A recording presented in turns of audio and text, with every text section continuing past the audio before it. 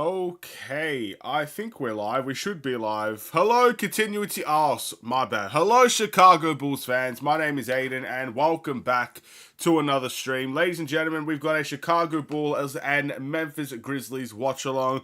I am late once again. Today was just a very rough day. Again, very sleep-deprived at the moment. The Chicago Bulls, you know, just in case there was a trade coming around, I tried to stay awake for as much as possible, but we know now that the Bulls have not made a single move for the, third straight year in a row, and the Chicago Bulls end up suffering because of it. Now, I know what today's going to be. I know how people are going to feel. I know that a lot of people will not be happy. And as a Bulls content creator, I have to expect these things. And I have to try to find the light in the darkness, if you know what I mean. And try to find the positive in this situation. But I can understand there's going to be a lot of angry Bulls fans at the end of the trade deadline, knowing the Bulls did not make any moves. So again, I'm here to answer questions. I'm here to ask, even ask some of my own questions. But the Continuity Bulls will be playing the Memphis Grizzlies today. The game has already started. It is Memphis 3, the Chicago Bulls 0 at this point in time. We'll just have to wait and see how the cookie crumbles for the rest of the season. There's a lot that we got to get into. And trust me, I'll be making a video about the Chicago Bulls not making any moves at the trade deadline a little bit later. It won't be now. I'm just going to try and enjoy the game and answer people's questions and stuff of that nature and see what ends up happening. Hopefully I could do a better job than AK did, because his press conference wasn't great either. But do what we can do, I guess. Before we get any further, if you enjoy the stream, feel free to like and subscribe to the channel. And let me know what your thoughts are about the trade deadline. Let me know what your thoughts are about the Chicago Bulls in general as we, I guess, take on the Memphis Grizzlies here. Again, if the Bulls don't win this game, this might be one of the worst days of the Chicago Bulls season. I can't even lie here. So, yeah, it is what it is. I'm late. Yes, I am late. I'm always late. I hope the Bulls can play good defense and offense and have a good performance. And I gave a like on your channel. Thank you, Jimmy. It's fine if you do, just notice it every stream. Let's go Bulls. No more trade stuff. That's for the season. Yeah, but you probably don't feel the same way the Bulls fans feel, to be honest. When you see your team basically need trades, desperate for a trade, and you don't see that trade happen, again, for a 9-seeded team, we needed something to kind of change our season or even just dictate our future, and that didn't happen. So, I don't get the feeling that we're going to see no one mention the trade deadline in this stream. And I'll be happy to talk about it if it emerges. But until then, I'm more than happy to just talk about this game and leave that, I guess, video for itself. We'll wait and see. Let's go Chicago Bulls. Let's compete and get the win tonight. No overtime tonight. Please no more overtimes, man. I don't need no overtime today, bro. I need this game to end as quickly as possible. Alright, it's 5 apiece, by the way, with about 8:40 to go in the first quarter. Memphis moving the ball well, but as you can see, again, there's going to be a whole bunch of players on this Memphis team. I'll have no idea who they are. I think it's just as simple as that. So, yeah, keep that in mind. But we got DeRozan shooting a mid-range, and it goes. This Memphis court looks nice. I'm not going to lie. I'm assuming they're wearing their City Edition stuff out here, which, hey, it's not too shabby. 7-5 is the score. DeRozan making the last shot for the Bulls. Terry Taylor is the savior. I'd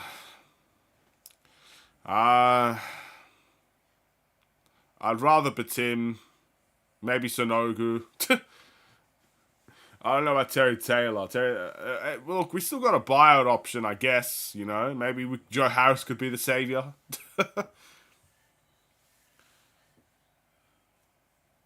I definitely got some words for the Bulls in a bit, though. Cooking right now. At least someone's cooking something. You know what I mean? We weren't cooking nothing. The kitchen's cold as ice for the Chicago Bulls. Memphis have been on a bit of a surge here. 11-7. A bit of a mini run, as we were just talking about the trade deadline. We've got DeRozan sizing up. Finds Io. Io drives to the rim. It's a bad start for the Bulls as Io turns it over, trying to pass it to Caruso in the corner. And that will go back to Memphis. Memphis on a little bit of a surge here. Again, one thing I've noticed instantly about this game, pretty much straight off the get-go, is the passing display from the Memphis Grizzlies to start this game off. They've passed the ball very, very well.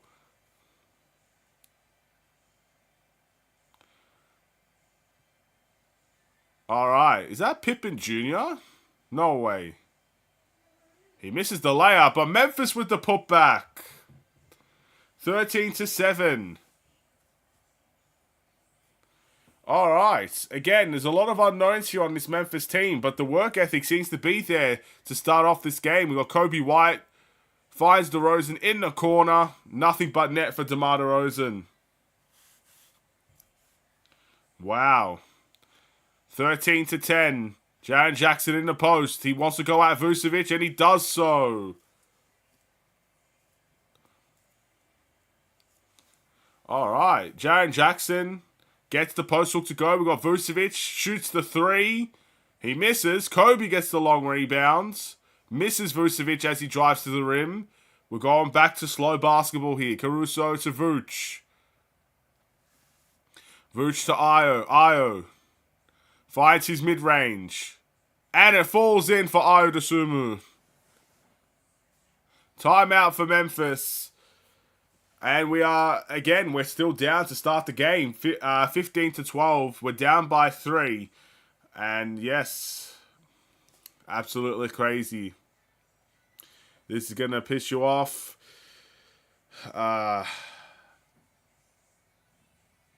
Scotty Trippin Jr.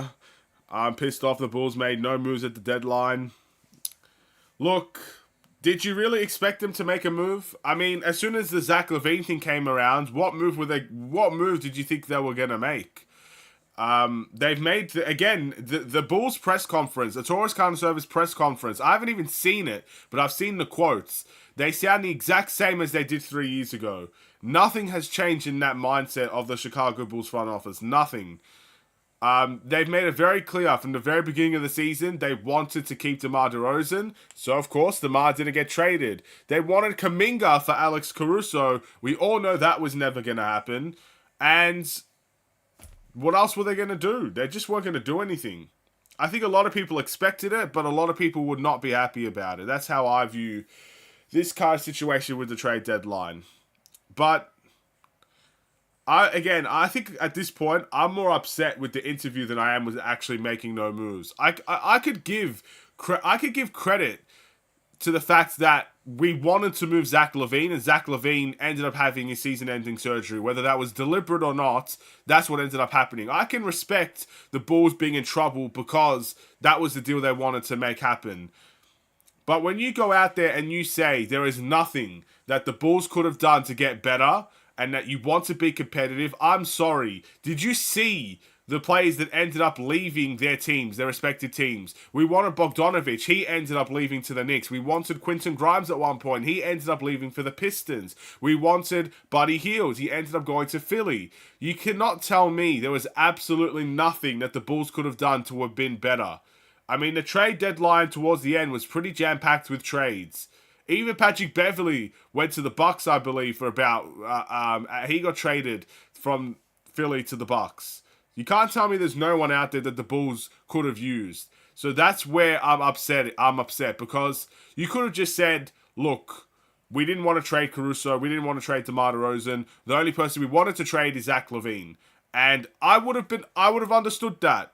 As much as I don't like the idea and I disagree with the idea, we know for a fact the Bulls weren't going to trade DeMar DeRozan. We knew that from the very beginning.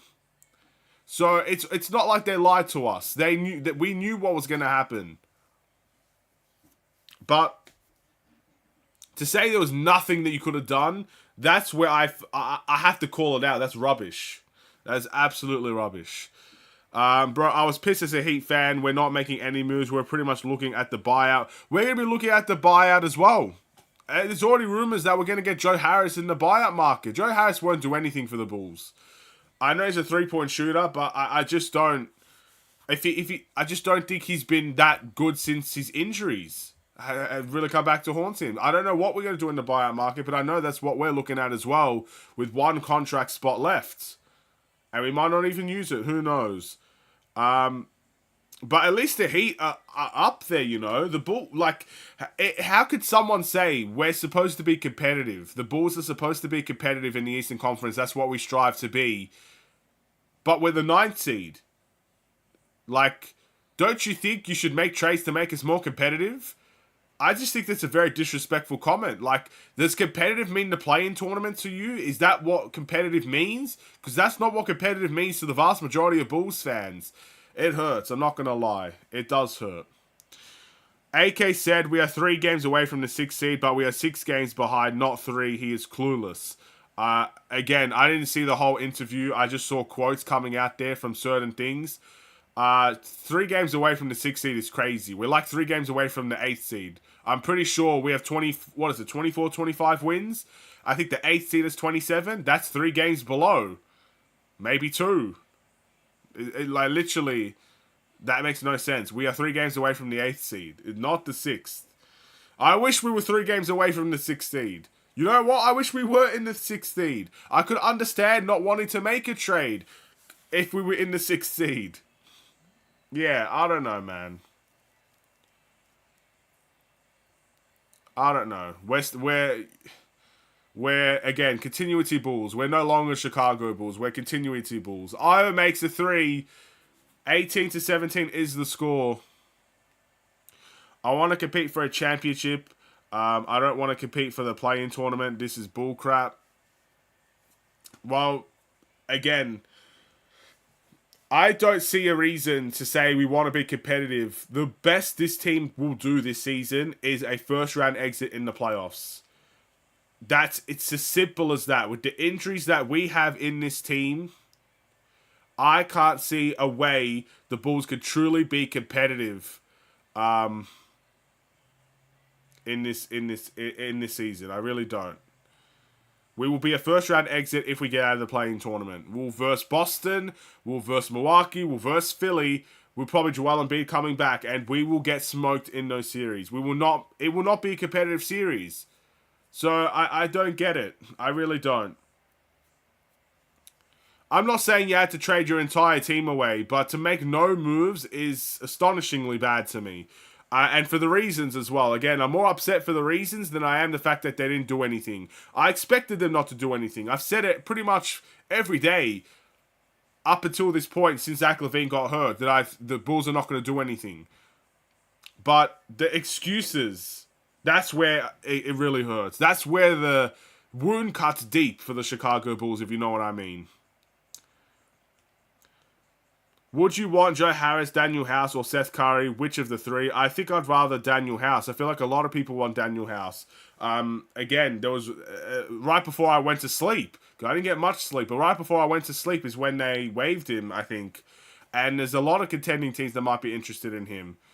I just don't know. Joe Harris is in, like, I know he was good on the Nets, but I haven't seen much of him in Detroit.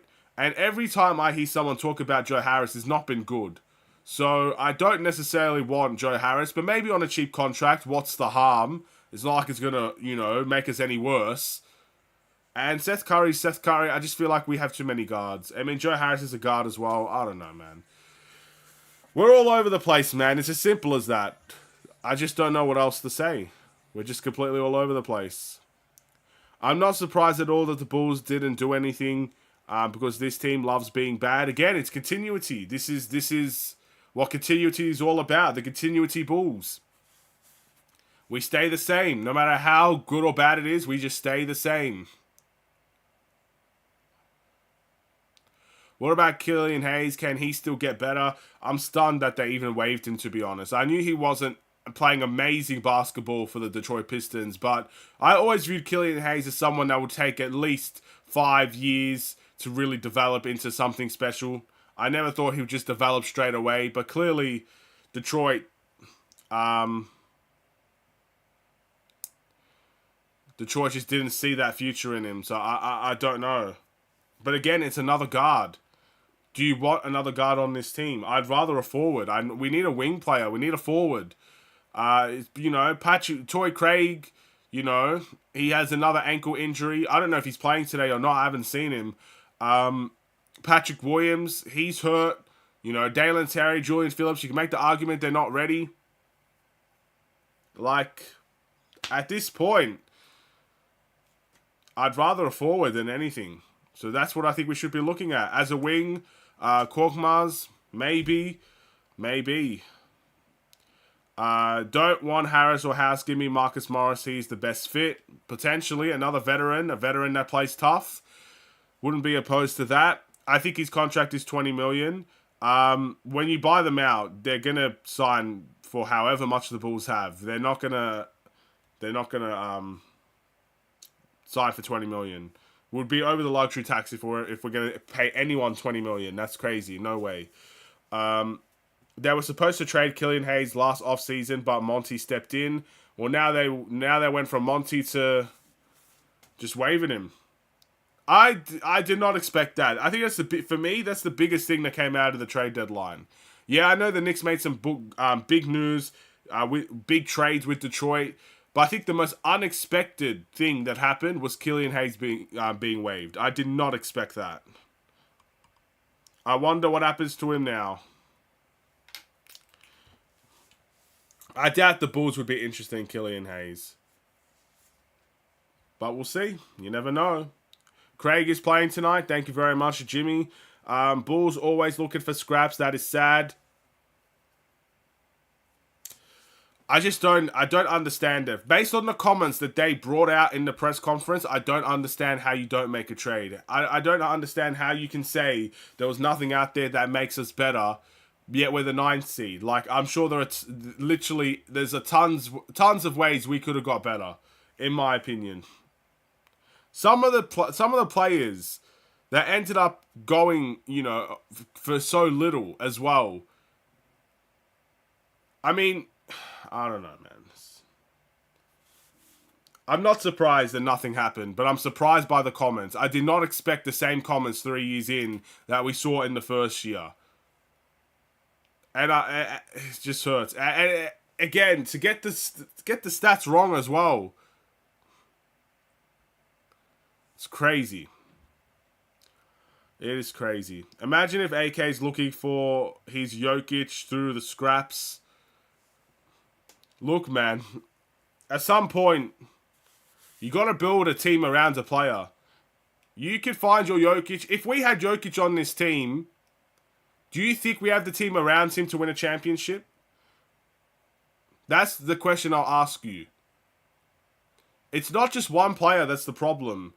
It's a whole bunch of people, man. Like, you could get a better team around this team. It's as simple as that. You could get veterans. You could get young guys. But we're a 9-seeded team, man. Anyway. Kind of surprised at James Bouknight waving. I always kind of rated him. Just hasn't worked in Charlotte. A couple of guys from Charlotte ended up leaving. I'm surprised one of them that didn't leave was Miles Bridges. Apparently, every trade that was coming his way, he vetoed himself, essentially, and he said he wanted to stay there or something along those lines. So, there you go. Player power is really a thing, and I guess he is going to stay. By the way, the score is 25-23. There's about 1:40 left in the first quarter. I kind of knew this would happen, where a lot of people would talk about the trade deadline over the game itself. To be fair, again, when you see an injury-prone team like the Memphis Grizzlies, and a lot of players that a lot of people wouldn't know, I can understand it from that point of view as well. So we'll just keep on doing what we're doing. Can anyone confirm if Eversley is still alive and what he's doing, what he does? He's supposed to be the general manager of the team, isn't he? Yeah, I don't know. It seems like the Bulls executives are getting a good payday for not making much moves. That's for sure. The blame is all on AK, not ownership. He literally said today if he wanted to rebuild, the ownership wouldn't stop him. Like the Knicks, he had the worst ownership for years, and now they're stacking their roster. I'll say this about the ownership, right? And this goes to show that I think there's a little bit of a disconnect between the ownership and the front office. And I'm not saying either or is at fault, but if this ownership believed that this team was a competitive team, the way that AK believes this team wants to be a competitive team, the Bulls would have went into the luxury tax. The fact that the Bulls didn't go into the luxury tax 2 seasons ago, this season, to me suggests the ownership doesn't believe this team is a contending team, and the ownership doesn't believe this team is a competitive team. So I think there's a disconnect there. I really do. I think there's a very big disconnect between the ownership and the front office. And that's probably why, if AK wants to rebuild, the ownership wouldn't stop him. Because the ownership doesn't think this Bulls team is as competitive as everybody else in that Bulls organization might think. I don't know. Just saying. There's a disconnect there. Anyway, 27-25 is the score. There's about 50 seconds left in the first quarter. We got AC. Picks up his dribble to Drummond. Drummond ends up getting fouled in the pick and roll action. He'll go to the line for 2 to tie the game. Memphis having a good first quarter here. Again, 27-25. And yeah, Drummond's gonna go to the line. We'll see we'll see if he can make both. He's not normally a free throw shooter that makes both. He misses the first, so there you go. Makes it very well known early he won't make both. Someone else, again, a lot of people, if there was anybody that I expected to get traded in the trade deadline, it would have been Andre Drummond. Considering his contracts. I really think we could have got a good return for Drummond as well if we wanted to trade him. Stuff of that nature. We could have done a lot.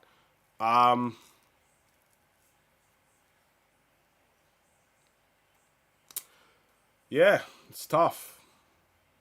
He missed both, bro. Wow. We could have got a trade for Drummond if we really wanted to get rid of him. But again, this Bulls team doesn't want to get rid of these players. Garpax is so clear. We have the same ambitions. The only difference is Garpax gave us multiple lottery picks and not 40-year-old All-Stars from 1937. A couple of things wrong with that. Garpax did not know how to create a team. Like, at least you saw AK's first attempt at making a team, bar the injuries, successful.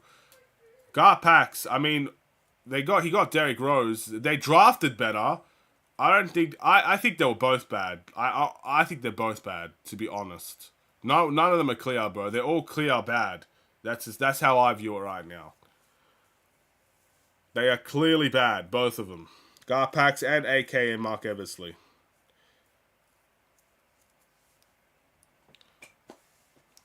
It's as simple as that. Anyway, the first quarter comes to an end. 31-27 is the score for the first quarter.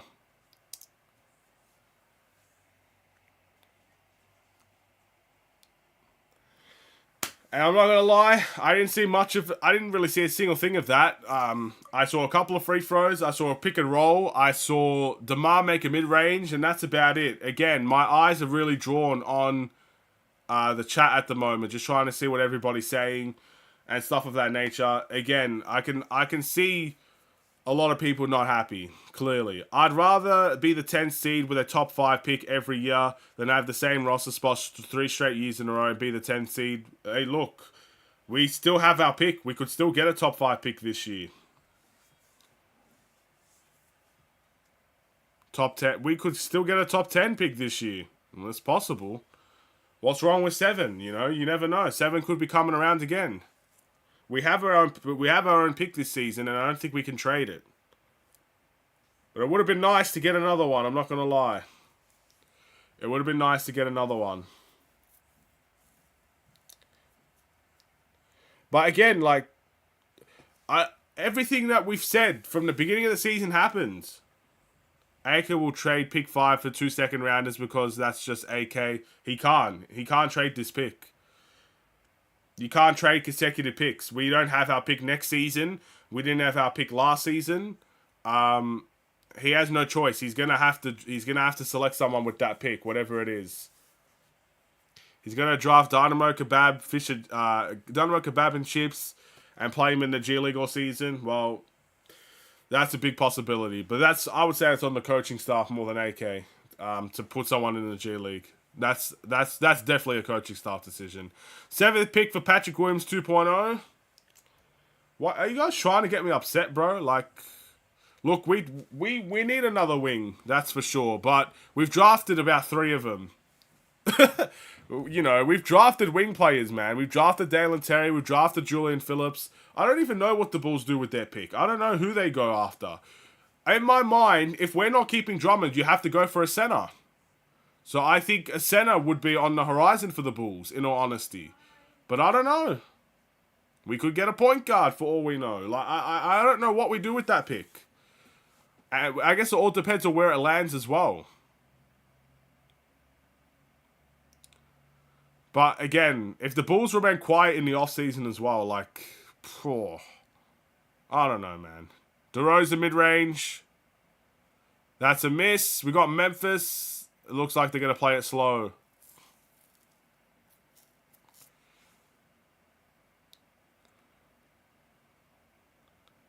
Alright, someone from Memphis made a 3. I don't know who that is. I apologize. I probably need to learn these guys' names before I go live. Off topic, but Roman versus Cody at Mania now. About time. They should have realized the mistake they made from the very beginning. Flipowski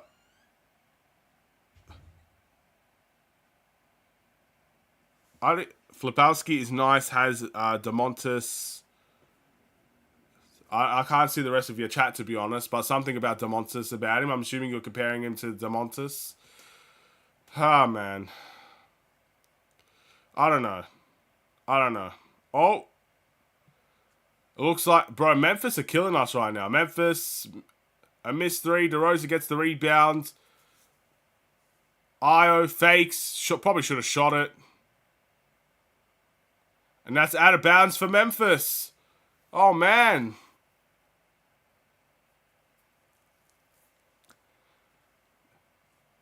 Io hesitated even more, and then the ball just bounces out of bounds. There you go. That's tough out here. We're not having a good go of things right now. We really aren't. They're not drafting no center. They love guards. I mean, there's only so many guards you could get. We still got Javon Carter, Alex Caruso, Io, Kobe, Lonzo Ball's coming back. You still got Levine, which I'm assuming will trade in the offseason. Like, at some point, it's illegal to draft more guards, bro. I think the center position is something they need. I would say a center or forward. This is what we'll probably need from the draft. But do you trust the forward to play? Because clearly, with Torrey Craig as well in the lineup. But with Andre, you know, you just don't know if a forward would even play. But with Andre Drummond potentially leaving this Bulls team in the offseason, well, you might have to get a center to replace that. Or you play Adama Sanogo. Who knows, man? Who really knows? The only continuity is to continue losing to Memphis. We need shooters and a power forward, so I very much expect we sign Killian Hayes and Ish Smith. Oh, boy. Hey, Ish Smith, what a vet, bro. That's my guy, Ish Smith. We need him to, you know, play on every team in the league. So, yeah, let's get Ish Smith, man. Let's do it. Craig won't be here next year. I think he has a player option, if I'm not mistaken. He has some sort of option on his contract. Again, the Bulls seem to... If there's anything that the Bulls are positive in, it's keeping players around. We've seen that already. So we'll see what happens with Craig. It looks like... my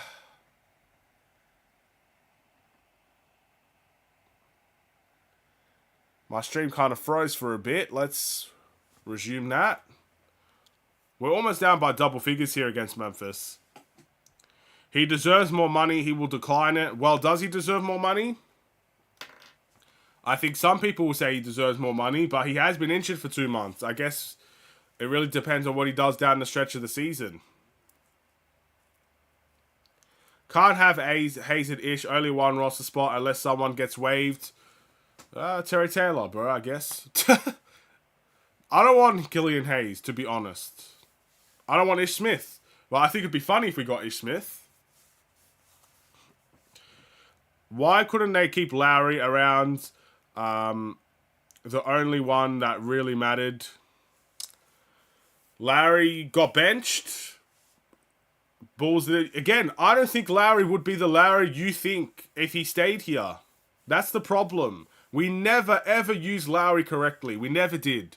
We used Lowry correctly 1 out of the 4 seasons that he was here. The other 3 seasons with Billy Donovan, he became a catch-and-shoot player. That was all he became. He became a pick-and-pop player and a catch-and-shoot player. Lowry would not be anywhere near the Lowry if he stayed on this Bulls team. I will say that to the moon and back, because as soon as he left the Chicago Bulls, other teams used him correctly. It wasn't a complete 180, or he developed a dribble, he developed a post game. The guy always had that. We saw it. But the Bulls used him as just a corner sitter. If we kept Lowry and he never went to Utah to kind of find his true form, we would still be the 9th seed. I really believe it. He came into the season underpaid. He deserves more. Even if both ACLs get struck by lightning tomorrow.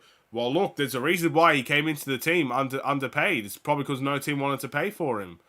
I'm pretty sure he was supposed to be guaranteed a starting role. So that's probably the reason why he won't resign. Not because of the money. The guy hasn't started. He started only a couple of games for the Bulls.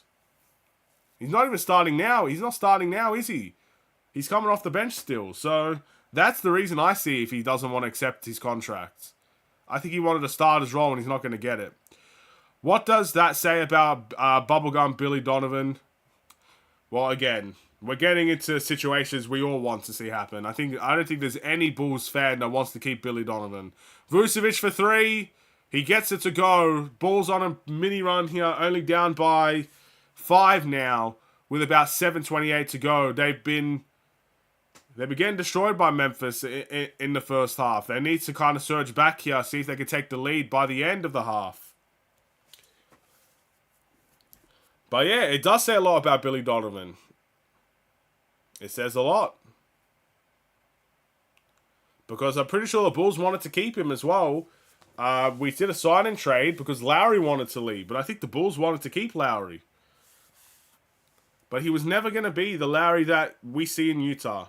Not here. Maybe if we retraded for him, we could see a better Larry Markkinen here now. But keeping him from restricted free agency until now, I don't think you see the best Larry Markkinen. I see a Larry Markkinen that would have been benched because you can't play Larry and Vucevic. I think you would have seen a Larry that maybe has a 40% from 3 season. And everybody's going to say, wow, he's really, really good.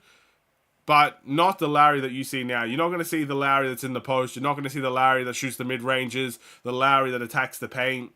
The Larry that's allowed to run with the ball, dribble the ball. You're not going to see that with this Bulls team. Because we would have seen it already if we did. Disappointed no moves were made. They better be active in the buyout or they'll get a lot of heat. They're getting a lot of heat already. What buyout could we potentially get? What buyouts are there that really makes a game-changing move for the Chicago Bulls? You know what I mean? Like what type of move from the buyout market would actually make us better? We're linked to Joe Harris. Joe Harris doesn't make us better.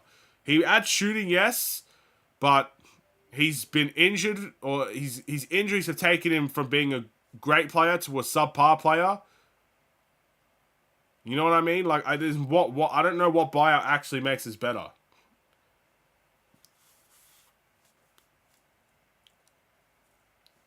But we'll see. No matter what Larry shows up, that Larry is still better than all the power forward since he left. Well, you also got to realize as well that we didn't play Larry at power forward for a lot of his last season. He played center, and that's why he was benched. And even small forward as well. He played small forward for this Bulls team for a lot of that season. So, yeah, I don't know, man. We were never going to see Lowry really flourish for this Bulls team. Never truly. I think the best case scenario for Lowry, if he was ever to come back here, is to fire Billy Donovan, then trade for Lowry. Because I think Lowry's up for trade. I do think Larry Marketing could leave Utah. I think if you offer the right deal, you could get Larry Marketing. But that's just me.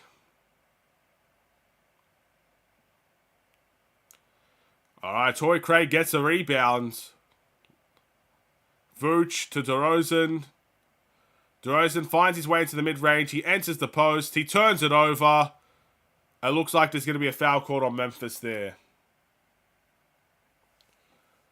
Vooch hit a 3. It's a miracle. Yeah, he's not hit many.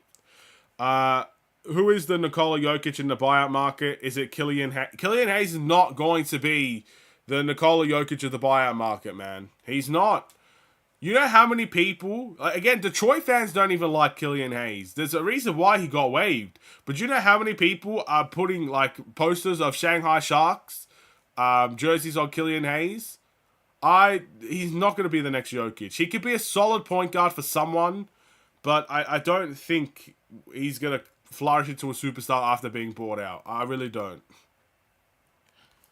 I wouldn't be surprised if the Bulls don't go after him. You know, the Bulls are probably going to be linked to every single buyout under the sun. We won't go after Killian Hayes. If we go after Killian Hayes, I'll really question this Bulls team. Really, like, I'll really question it. Joe Harris is at 44%, career 3-point shooter. I'd take him, but really there's no difference. Look, the thing about Joe Harris, I don't think he's gotten any better since moving to Detroit. In fact, I think he's gotten worse since moving to Detroit. I think injuries have hurt him badly. I think he plays no defense anymore compared to what he used to be. And I don't even know if he's a 40% 3-point shooter this season. I don't care about career stats. I care about this season and the last season. If he's shooting 40%, great. But it won't make a difference for the Bulls. It won't. We keep turning the ball over. It's like the Bulls are doing the same play. Every single possession. Memphis hits a 3. The score is 44-37. The Bulls, they need to realize that Memphis are playing these passing lanes really well. Then they need to stop trying to throw these these balls to the corner, man. Like, at some point, stop being so predictable. Timeout for Memphis, or for the Bulls here. Killian Hayes is overhated. Hold on, I think I missed some. Taking me too serious. It's a serious topic, you know. I don't want Killian Hayes on here, bro. Like, if we're talking about Killian Hayes, I feel like people might listen. You know, we don't need Killian Hayes here.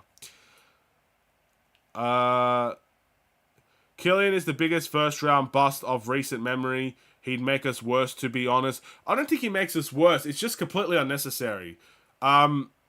He's going to be a point guard that's going to take the ball out of a lot of guys like Io's hands and Caruso's hands, and he's very inconsistent. There are some nights where he'll play really, really well. There are other nights where he's going to get zeros across the board. Is that the type of player that you want on this Bulls team? You could make the case for Killian Hayes. If you play with better players, you become better. He will be playing with better players on this Bulls team than he is with Detroit. That might make him better. I just don't think it's a necessary deal for the Bulls to make. I just wouldn't be... I would question the Chicago Bulls if they went and signed Killian Hayes on the buyout market. Because to me, that's the type of deal you make if you're rebuilding. Not the deal you make if you're trying to be competitive in the 9th seed. Killian Hayes is overhated. If he goes to the right team, he could show something. I think he will go to the Spurs and back up for Trey Jones. The French partnership there, Wemby and Killian Hayes. There you go. This is a bad way for the Bulls to start the game. I'll be honest, man. My eyes are not focused on the game. But 44-37 down against Memphis. And look, we just beat the first-rated team in the Western Conference in Minnesota. So the fact that we versed the first-rated team in Minnesota, we came back and we won that game, to being down pretty much all game to Memphis at this point. You thought momentum would at least carry over. There's still a chance to win, of course. Don't get me wrong. But I really wanted that momentum to carry over. And that's not a great way to carry over momentum, to be down against Memphis in this way. We have no... Yeah, we've already said that. I don't fault AK for not moving anyone out at the deadline. Unfortunately, one of his first big swings was for Lonzo, which couldn't have started... which could have started better. Couldn't have started better. And couldn't have ended any worse. Look, I've said it already at the beginning of the stream. I expected the Bulls to make no moves. As soon as Zach LaVine had his season-ending surgery, I expected the Bulls to do nothing because they made it very clear what they want to do. They want, they wanted, I guess, to keep DeMar DeRozan, and they didn't want to get rid of Alex Caruso. We knew this already, and those were the two guys that were talked about the most. But I am upset with these excuses. I am. I expected the Bulls to make no moves. And I knew that would upset a lot of people. I knew this stream was coming where people were talking about again, being upset and frustrated. I knew this would come. But the excuses hurt because you can't tell me in your right mind that there is no move that would have made us better in the trade deadline. There are a lot of guys that we wanted, we were linked to, we were rumored to for ages that left their team in this trade deadline. You can't tell me none of them would have made us better. I'm a big fan of Buddy Hield. Buddy Hield went to the Philadelphia 76ers. You can't tell me Buddy Hield won't make this team better. He's exactly what we need in the shooting guard position. And I just felt like we made no attempts. There was no rumors that the Bulls are trying to do something. There was no rumors that the Bulls were close to a trade. The best thing we got was the Bulls wanted Kuminga for Caruso, which is borderline crazy. With all due respect, that's crazy to even ask for that. So, like, that's what I'm upset with. I'm upset with the comments. And I'm upset with the fact that I felt like there was no attempt to do anything. That's what really upsets me.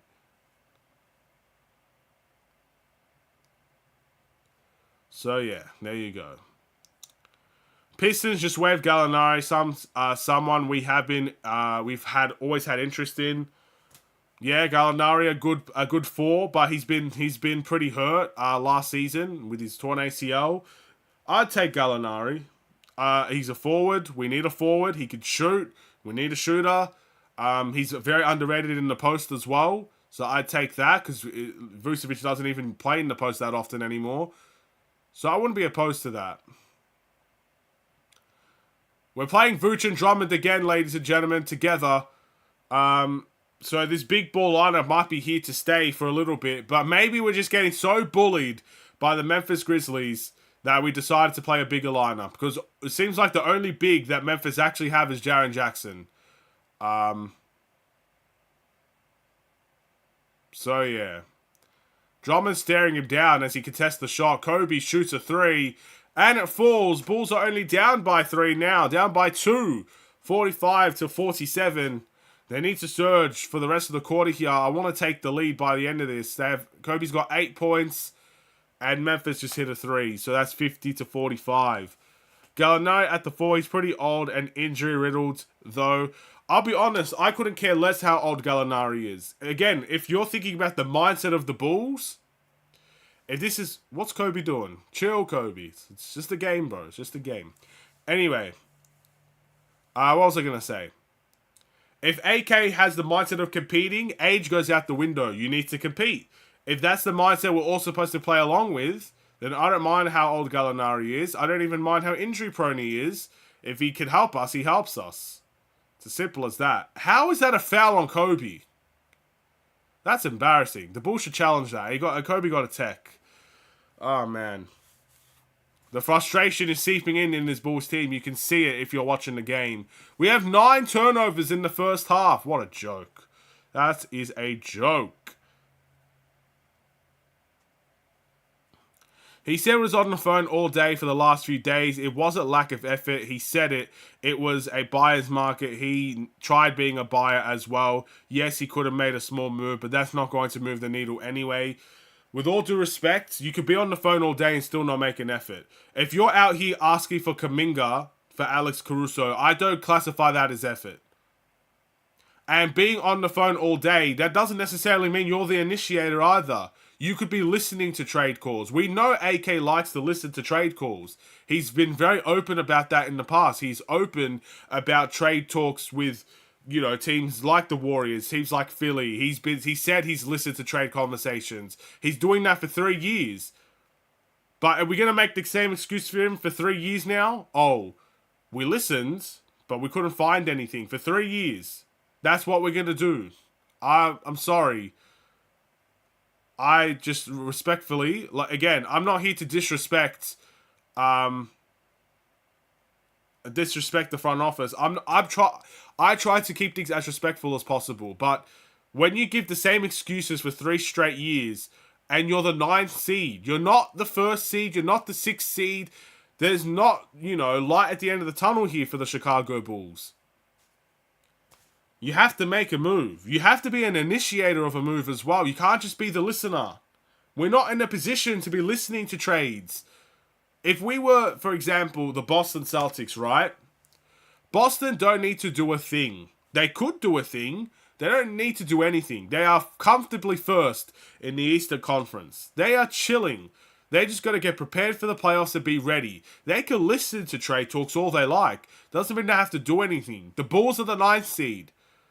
We're 2 seeds away from being out of the play-in tournament. We are 2 seeds from, past 3 seeds from getting away from the play-in tournament and actually making the playoffs.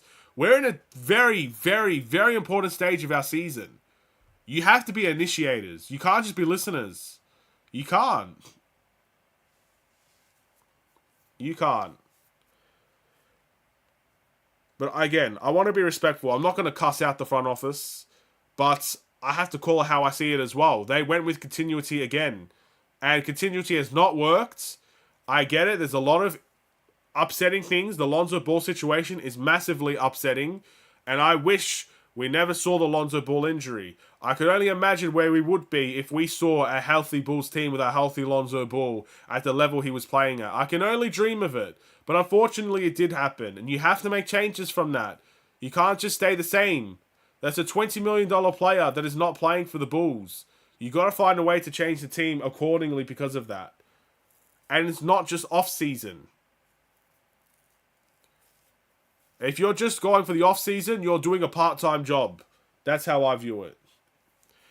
Anyway, enough ranting. Let's see what everybody else is saying. Drummond and Vooch both on against the Grizzlies team with no center on the court. I said that a little bit earlier.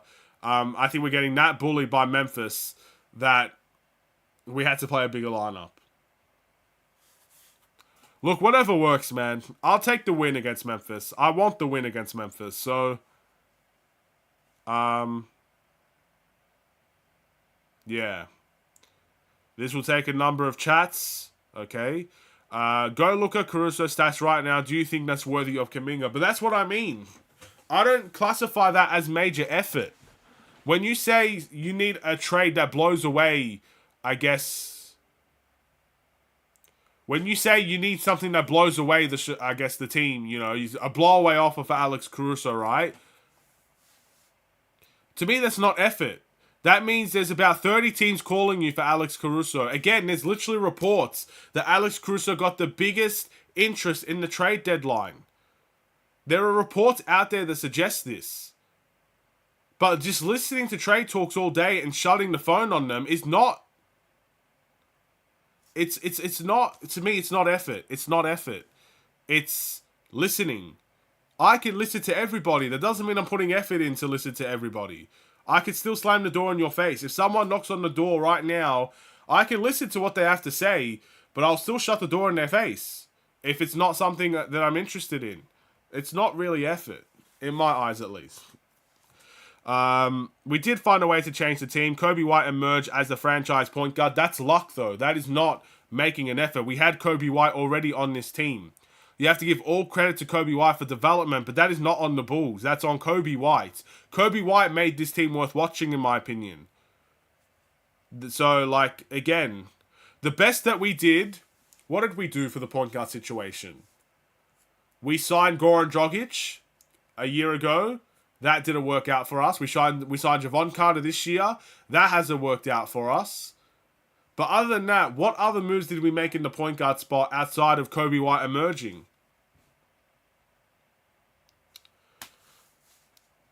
Again, I expected the Bulls to stay the same.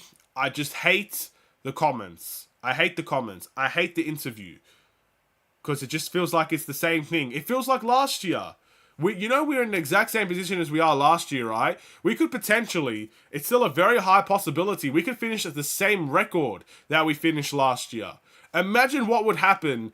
Imagine how Bulls fans would react if we went 40-42 this season. That would be crazy. Anyway, the last few years with this team have very much sucked. The few bright spots are few and far between. The only ones that come to mind is the Maya in 2021, the play-in last season, and Kobe this year. Kobe's emergence has been fun to watch. I've been a fan of Kobe for a while. I think you guys know that already. DeMar had a fantastic 2021 season. And I'll be honest, the play-in tournament game itself was fun, but we didn't get out of the play-in tournament. So is that really a milestone for us? We lost to the Heat. The Heat made the finals, not us. We got close to beating the Heat, but we didn't beat the Heat. It's as simple as that. I wouldn't even classify that as a highlight moment. If you're classifying DeMar DeRozan's daughter screaming and allowing the Raptors to miss free throws as a highlight moment, then we've sunk pretty low if that's a highlight moment for us. But yeah. Even if he doesn't move the needle, making it even a small move can be a catalyst for the team itself, potentially. But that's what the buyout market's going to have to be for us now. That buyout, whatever it is, whoever it is, has to be the catalyst for something to be different about this Bulls team. If you're trying to remain competitive, well, look, we've got one roster spot, we've got one buyout option. You better make the most of it. But I've also heard the Bulls only have I think Casey Johnson mentioned this on Twitter, that the Bulls are capped at $1.7 million before they get into the luxury tax. Can you even sign anyone for that amount of money these days? I don't know. Maybe they have that Lonzo exception that they could use on that. I'm not too sure. But you have no idea he was just answering calls. He could have been calling people. And as for Kobe, not moving him when everyone else was clamoring for move him is doing something. I see where you're coming from with Kobe. I do. Everybody wanted him traded. I understand that. But again, that's still them. That's putting trust in the player. I respect that. But it still, in my opinion, wasn't enough. They should have done more in the point guard spot. They should have done more to improve the team. Because there was no guarantees with Kobe. There is no guarantees with Kobe. And you can make the argument that Kobe White's development is not on the Bulls. Because where's the other development from guys? But I guess people will say Io's developing this season. It's a fair argument to make. But I don't see, I guess, the point, the Bulls kept a player that is doing something as I guess enough of a reason to say, yup, we're okay, we're not doing anything now. And in terms of the Bulls answering calls, the reason why I say that is because that's literally what the reports were. The reports were coming in that Philly were talking to the Bulls, not the other way around. The reports were that there was teams drawing interest from Alex Caruso, so they would be doing a lot of answering calls. And when you say you found nothing in the trade on the trade deadline that makes you better, that to me suggests that teams were coming to you. You weren't coming to teams. That's why I'm saying stuff like that. If Alex Caruso is generating the most trade interest of the entire trade deadline, that means you are answering calls. You are not taking and making calls yourself. And this is a quote they've come out with for years. We will listen to trade conversations.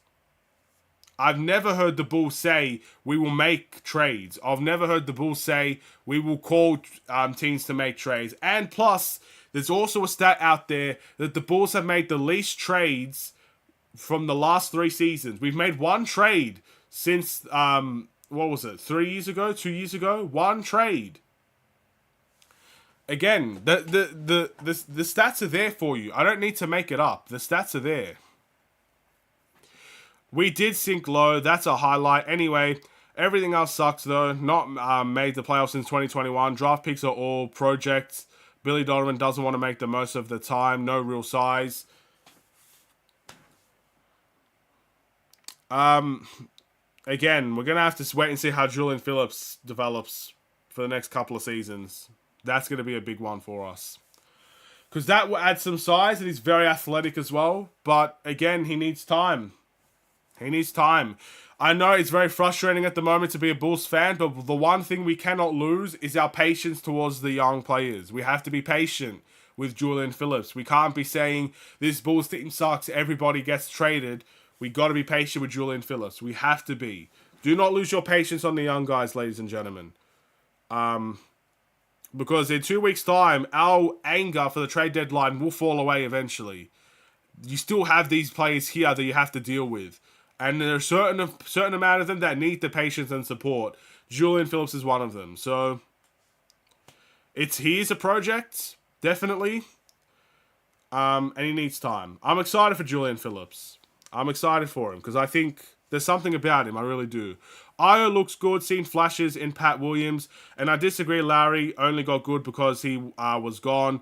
It's sobering reminder to not give up on your young talent.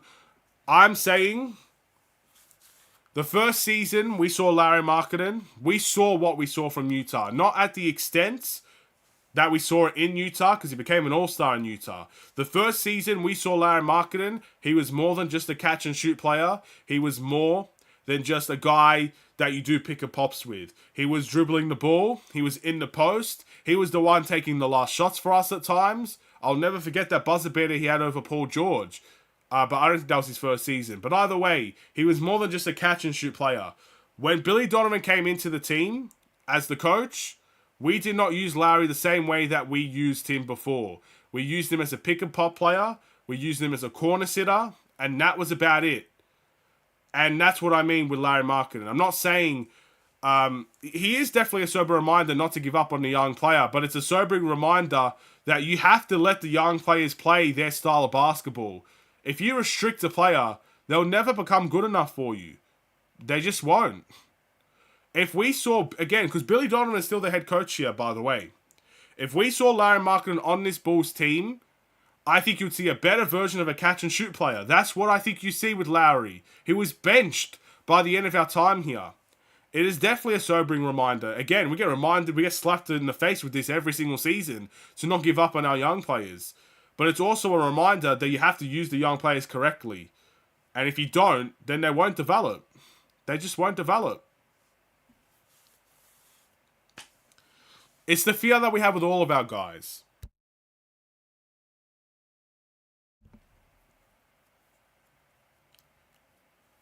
But yes, Io does look, Io's having his best season. I'm not even going to lie there.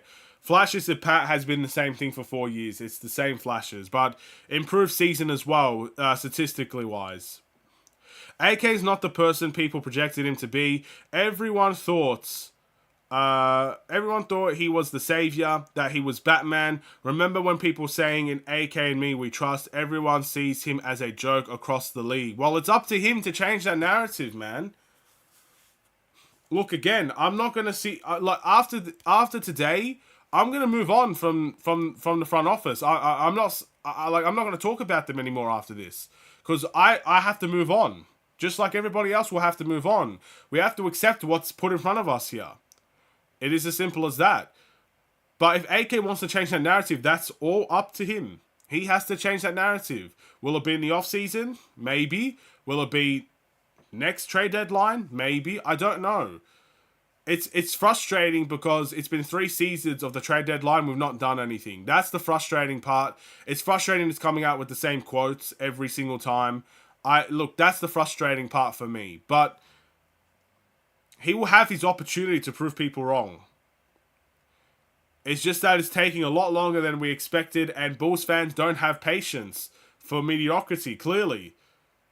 I mean, for a team that's been mediocre for a while, it seems like we're tired of it. But I'll tell you this as well. I'll give credit to AK where it's due. If AK decided he wanted to rebuild tomorrow, I guarantee you there will be Bulls fans that will be complaining about that too. So he can't win everybody over, but he does have chances to prove people wrong. AK made the mistake by choosing to win now with this roster with many, many issues. I firmly believe we should have worked on the roster before choosing to win now. Look, we did rush into trying to win now. That was definitely something we did. We traded for Vucevic. We signed DeRozan. We signed Lonzo. But again, if that team was fully healthy and we didn't see the travesty that happened with Lonzo Ball, where would we be? It's a hypothetical. We just don't know. We just don't know. Hey, Aiden, would you take Ben Simmons on this Bulls team? I would take Ben Simmons if we get a proper shooting team around him. Ben Simmons is the type of guy that needs the ball in his hands and needs to be able to play make. The way that this Bulls team is currently constructed, I would not take Ben Simmons. If this Bulls team finds some really solid three-point shooting and can build a three-point shooting team around a guy like Ben Simmons, then yes, I would take Ben Simmons because he's a solid defender. And he's a playmaker. And those are two attributes that could work well for a team that's built around shooting. So right now, I would say no. But, if we construct a team around him, yes, I would take him. If everyone thought AK was a joke, they would have been making tons of calls trying to fleece him. So AK was right to turn their offers down. I don't necessarily... Again, that's just... How do I answer this question? How do I answer this?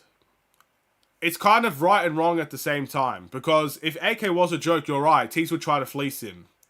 But on the other spectrum, if they're trying to get offers that are so unrealistic that teams just slam the phone in your face, that is also, I guess, a sign that they did kind of joke around in this trade deadline.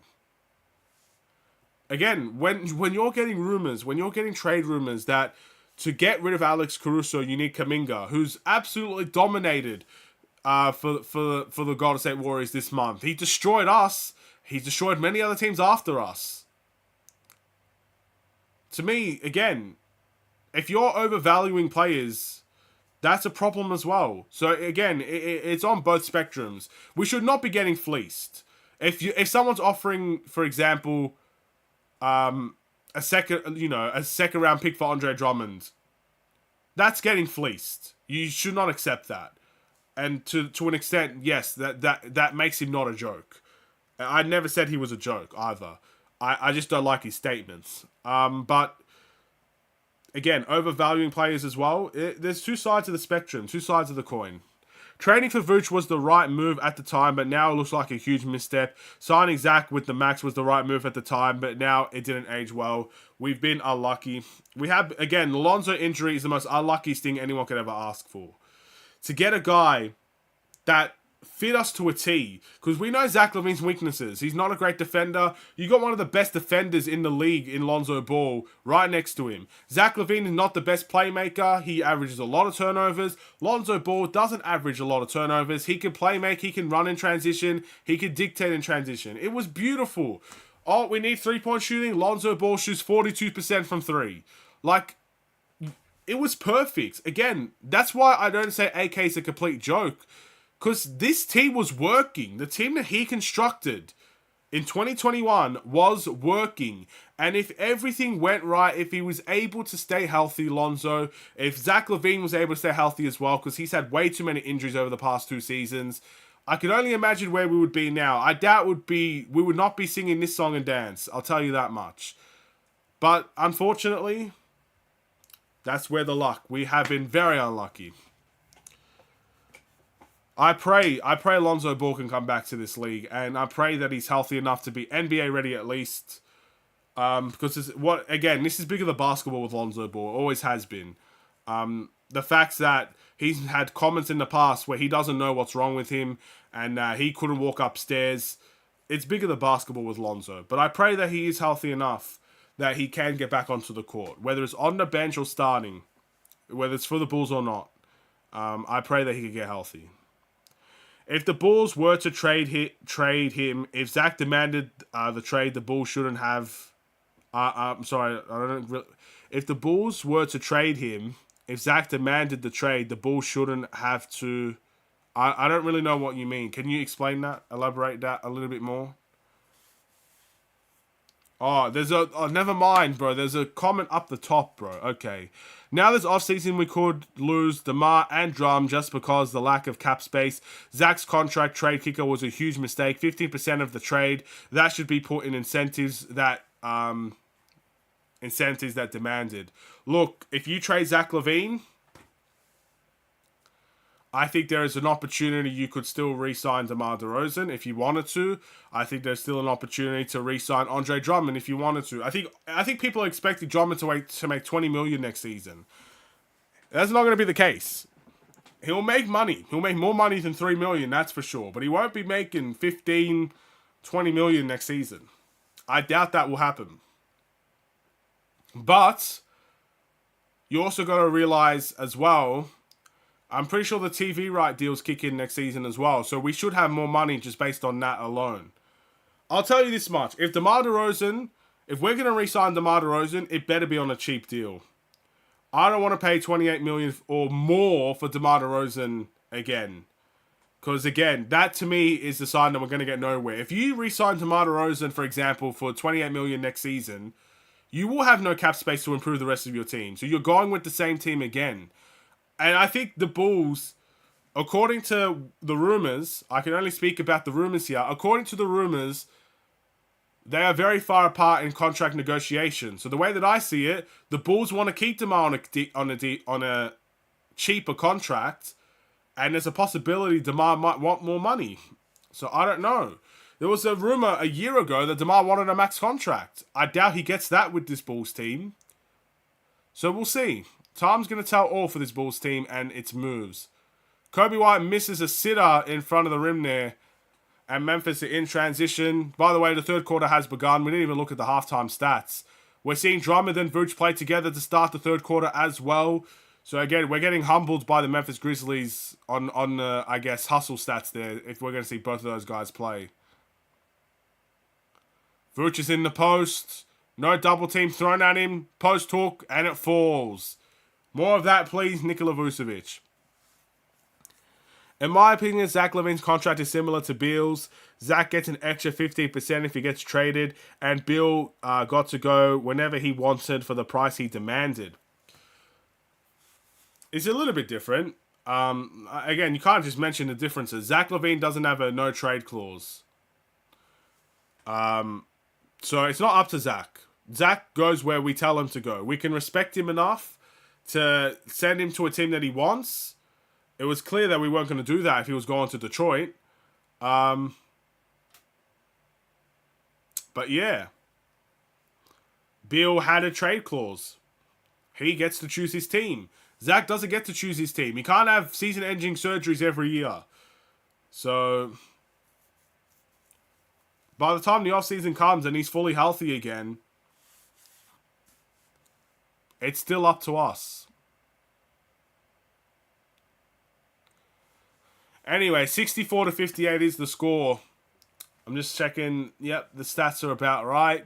There's 8:35 to go.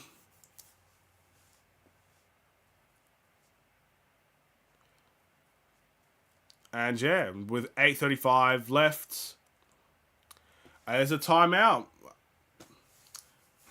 So yeah, keep your chats incoming. I like having these discussions again because there's not going to be many discussions like this in the future. We're all going to have to move on from the trade deadline eventually. I think people like to talk about it because it's fresh. It's the newest thing that's happened.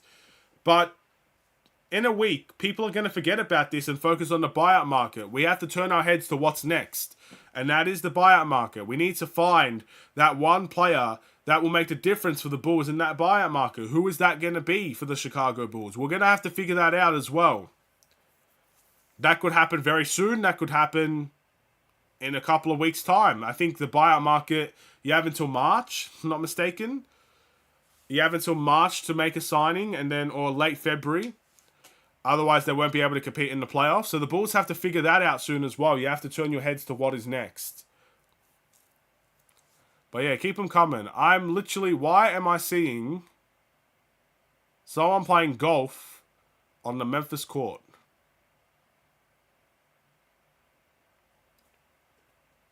I don't know. That trade kicker made Zach's choice of wanting to go to a contender down the drain. It wouldn't surprise me if he mysteriously becomes injured more and the Bulls want to trade him somewhere he doesn't want to go. He can't have season-ending surgery every season. It's as simple as that. He can't. It's not possible. And I'm not the type of person that said Zach did that on purpose. Maybe Zach does need the injury. I don't know Zach LaVine. I don't know the pain that he's feeling in his foot, in his ankle. I don't know what he's going through. So at the end of the day, it's as simple as that. He cannot have season-ending surgery forever. So by the offseason, we don't even need to see Zach LaVine play another game for the Bulls. He is healthy by the offseason. He's going to be out for, what was it, 4 months? Was it 4 months? I think it was 4 months.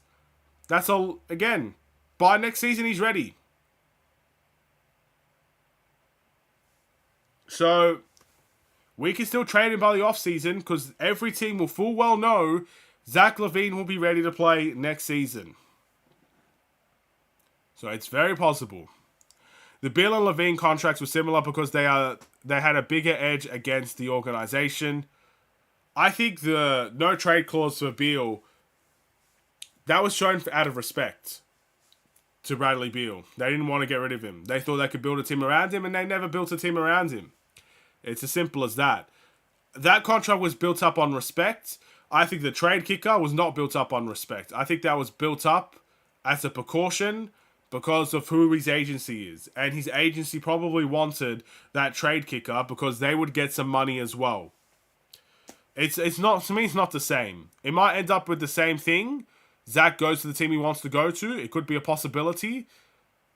But they're very different. The Wizards respected Bradley Beal, and Bradley Beal respected the Wizards. I don't know. I get the feeling that Clutch Sports doesn't really respect the Bulls.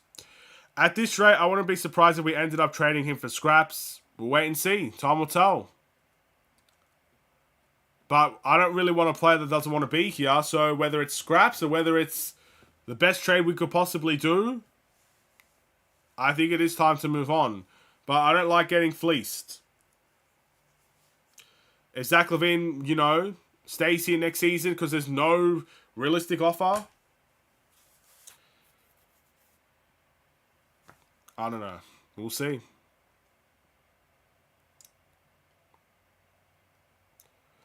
We shall see. Bulls are still down. They're down by 6 at the moment. We've got DeMar DeRozan finding Vucevic. Drummond in the post. He goes up for the layup and he gets it to go. Again, this bigger lineup seems to be working a little bit for this Bulls team here. 7:44 to go in the third quarter. 12 points and 5 rebounds for Andre Drummond in this game. We've got Jaren Jackson. Is that a travel or is that a foul? I think Io commits the foul. Yeah. Io commits the foul.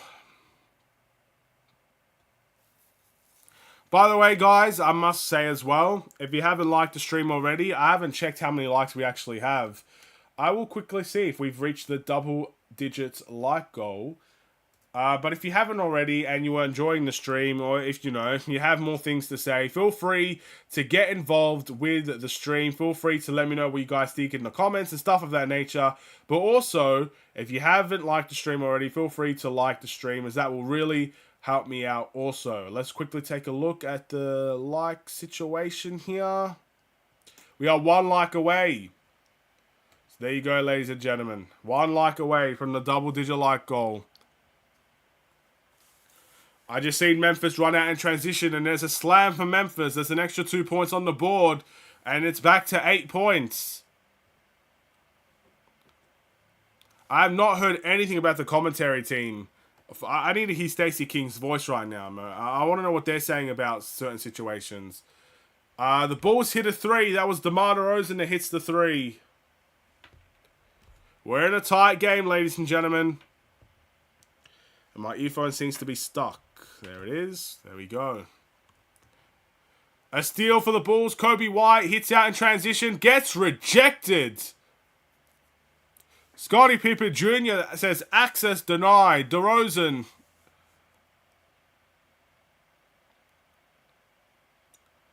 And that's a foul on Memphis. But Kobe got swatted right there, ladies and gentlemen. Let's take a look at this. He goes for the layup. He perfectly times that block. Again, he's a much smaller guard. He's not as big as Scottie Pippen Sr. And he just times that to perfection. Let's take a look at who's doing well for the Bulls and for Memphis, because I don't really know much. We got DeRozan that has 22 points, but no assists. So it looks like DeMar DeRozan's trying to take over. Kobe's got near a triple-double right now. 8 points, 7 rebounds, and 7 assists. Vooch has 10. Drummond has 12, I believe. And for Memphis, Jaren Jackson Jr. has 23. Williams Jr. has 11. And we've got another Jackson on 14. There you go. Okay. Williams for 3. That is off. Bulls down by 3 with DeRozan in the post. Finds Vooch. Vooch to Io. Io tries to do a goalkeeper save because another bad pass. Let's check the turnover stats now since Vucevic has turned it over. How many turnovers do the Bulls have now? Don't tell me we have 17. No, that's not right. Where's the turnovers? 11 turnovers. We had 9 in the first half, I believe. This game is pissing you off. Hey, I'm with you, man. Grayson Allen and Bobo for Zach. No chance.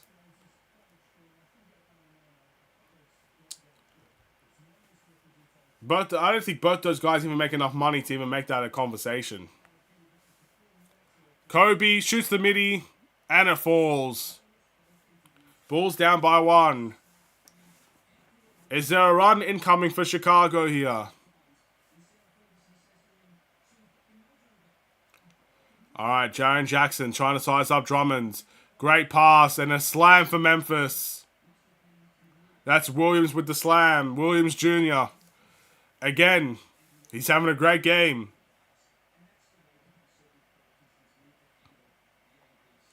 And Kobe White gets tripped up. So that's a foul for on Memphis there. Salary cap relief. Yeah, I mean, look, I'd like a salary cap relief, that's for sure. But, I mean, I'm assuming, hold on. Do Grayson Allen and Bobo still play for the Suns? Let's search up Grayson Allen.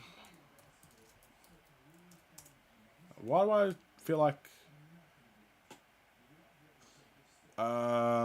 he plays for the Phoenix Suns. So, yeah, no chance. Bro, they're spending money right now, bro. They're well into the luxury tax. Imagine they bought Zach LaVine. Is that even possible? I don't know. Caruso gets the steal.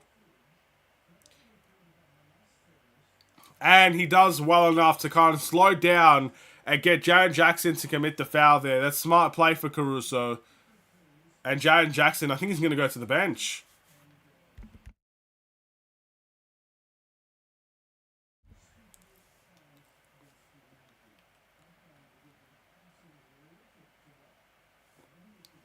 Alright, so Caruso will go to the line here to shoot 2 and make this a 2-point game. If he makes the first, he does. 71-73 with 4 minutes to go in the third quarter. And another timeout, man. Oh my goodness, another timeout. When's it going to end with these timeouts, man? As soon as I actually start paying attention to the game, they're just timeout galore. We did end up getting a double-digit like goal, so thank you so much for that, guys. Very much appreciated. Again, we have a streak going. I actually think that every single watch-along we have done, we have double-digit likes. Literally every single one. I mean, I could double-check it. It's not that far down to look.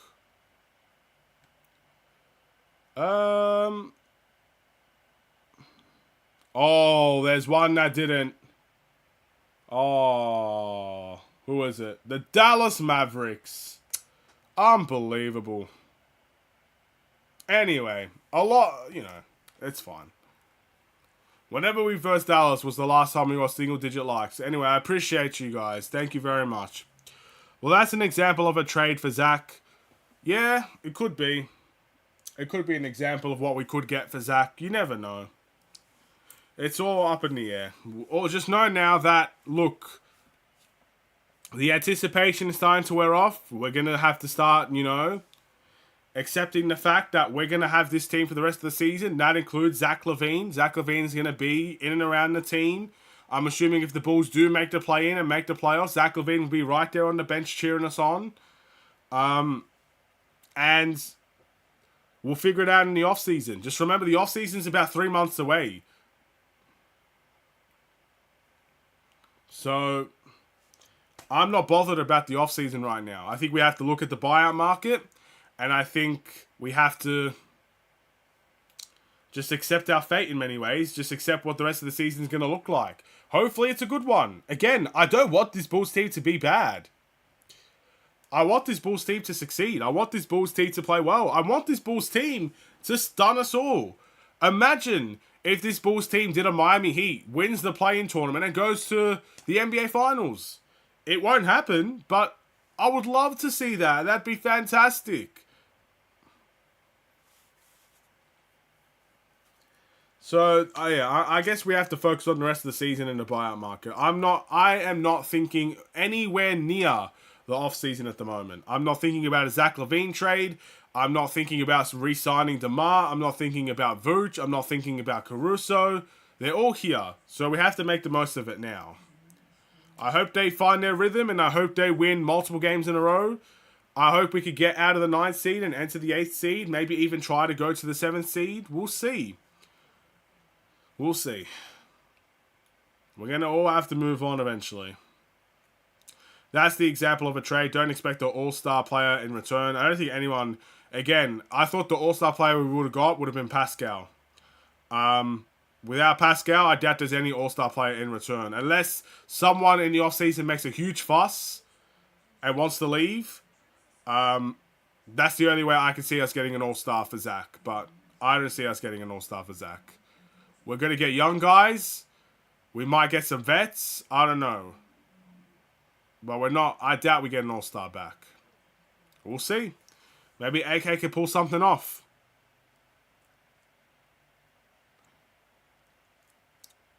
If it were up to me, I'd stash Zach in Europe. Nah, he's not that bad, man. He's not that bad. Europe? We're going to Marko Simonovic him? Come on. No. At least send him to the G League, man. Let him train with the G League kids. What's up, y'all? Let's trade Zach LaVine for... No. Let's leave Ja Morant's Glock where it needs to be, bro. Like, we don't need Ja Morant's Glock anywhere near Chicago, bro. We don't. We just don't need that.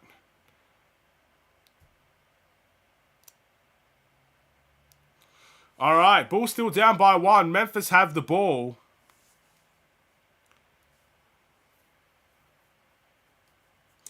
And that's going to remain Memphis ball. There's 7 seconds left on the shot clock here as the ball goes out of bounds.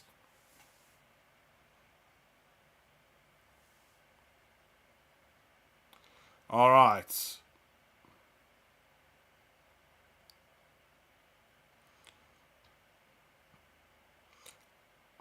All right, Jackson Jr.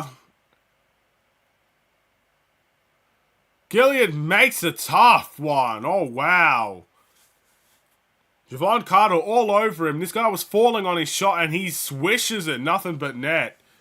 Wow. Caruso finds Javon Carter. Can Javon Carter tie the game? Hold on.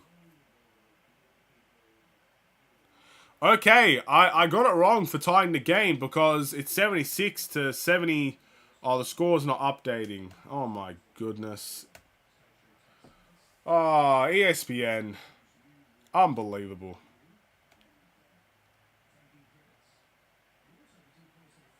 ESPN, man. That hurts. Anyway, we're going to have to find a new score. But we did tie the game because Javon Carter makes the 3 and Vooch got fouled off the ball and he just made the free throw. So the game is tied at 76 apiece. Can the Bulls get the lead by the end of the quarter? We'll have to wait and see.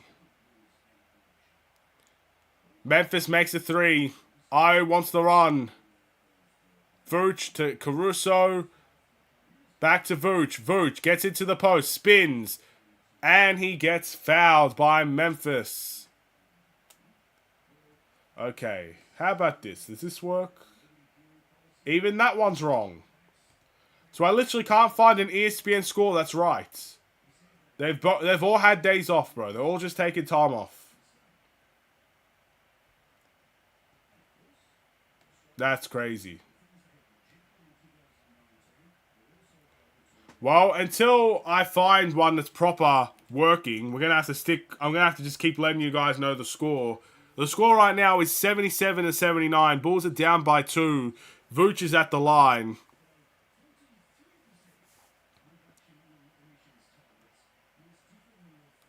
And Vooch makes the second free throw. We are down by 1 at the moment. I don't know what ESPN are doing, but they gotta do better. 78-79. Memphis makes a floater to make it 81 points. That's Jackson Jr. again, I think. Is that... I don't know. That wasn't him. My bad. Alright. Caruso trying to size up. Enters the pick and roll. Drives to the rim. Tries to find Vooch with an excellent pass. And Vooch has made our last couple of buckets. It is 81-80. Bulls still down by 1. Zach Pixton, either Europe, Detroit, or Baghdad. This man wants to play Assassin's Creed out here, bro. He wants to go to Baghdad. Alright, rebound Caruso. A chance to take the lead here for the Bulls. 1 minute to go. Caruso. Vooch in the post. Have we finally found the key? Torrey Craig for 3. That's off. We can't get the lead. Alright.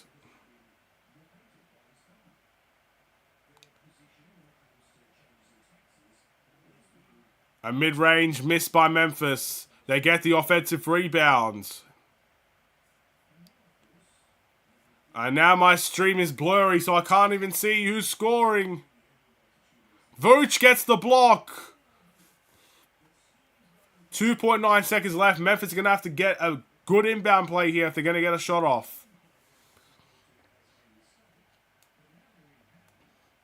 Bro, how do they get this so wrong? It's like they're 50... It's like they're 50 minutes delayed or something. Alright, it's a shot clock violation that will go to Chicago. Yeah, ESPN on both the Australian version and the American version have got the scores wrong. There we go. They finally updated it. 81-80. 35 seconds left.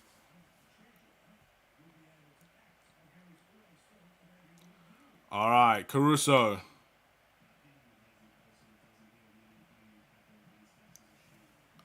And that is a kick ball. That will go back to the Bulls. Again, a chance to take the lead here for Chicago.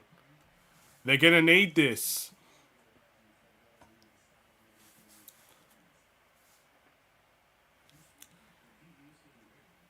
Alright. Torrey Craig inbounds. Finds Io. Alright. Memphis play tight on the pick and roll. Vooch will just chuck up the 3. That is off. We just can't seem to take the lead. There's 17 seconds left. The Bulls are going to have a big fourth quarter if they're going to win this game.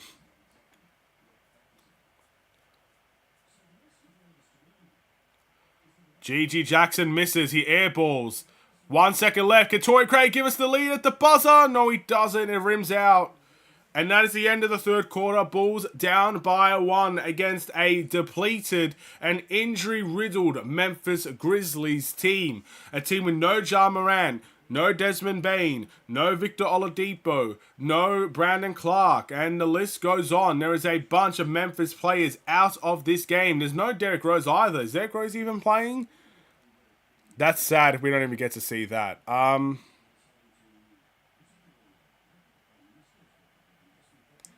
Yeah, but anyway, as I was saying, we need a big fourth quarter here. A very big fourth quarter.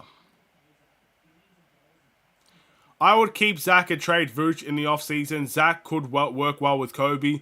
Look, the problem with Zach LaVine is not his work or his talent or anything like that. The problem with Zach is he's publicly said through his agency he wants to move. He wants to leave.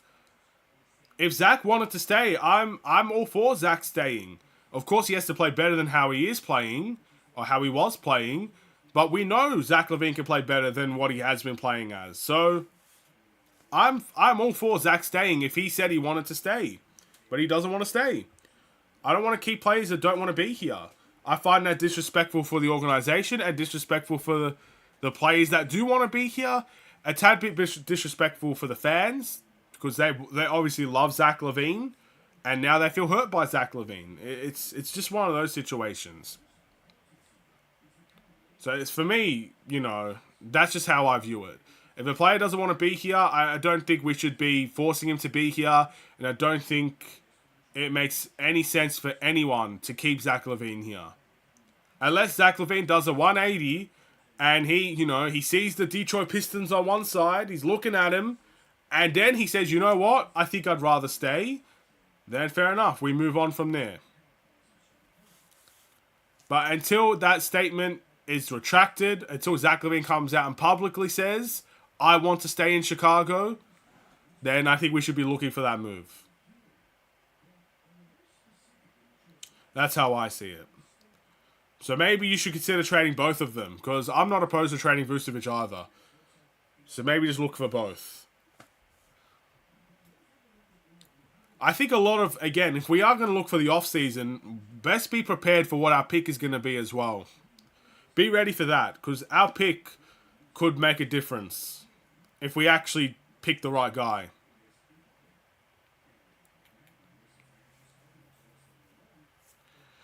That's another thing. People want to keep Zach like it's a choice, but I don't see it. Trade DeMar and keep Zach, or trade Vooch and keep Zach. That would only work if Zach wants to stay. Exactly. Again, we could keep Zach if we wanted to, but I just don't see the benefit of keeping a player that might be unhappy here. If Zach's not happy here, that's going to affect everybody else. It's going to affect the fan base. It's going to affect his performances. It's going to affect a lot of things in a negative way. So Zach has to find a way to be happy here if he's going to stay. That's the way that that's what I think. He's mainly neutral. He's not said he wants to go. His agency has said he wants to go. And the Bulls have made it clear that they are open for a trade for him. So just because he doesn't say it out of his mouth doesn't mean that's not his mindset or his goal. So, yeah, I think Zach LaVine wants to go. If he didn't want to go, why would his agency say he wants to go? If his agency is speaking on behalf of him, then he needs to get a new agency if they're saying incorrect things. So there you go.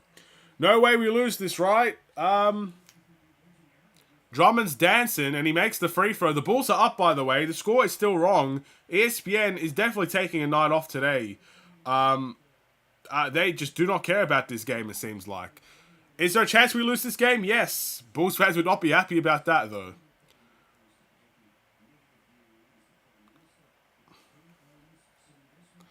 All right.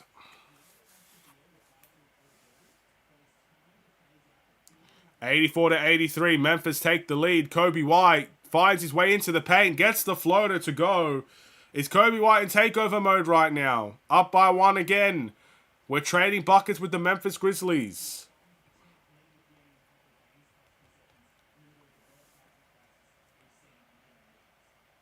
All right. What a pass. Jackson makes the three.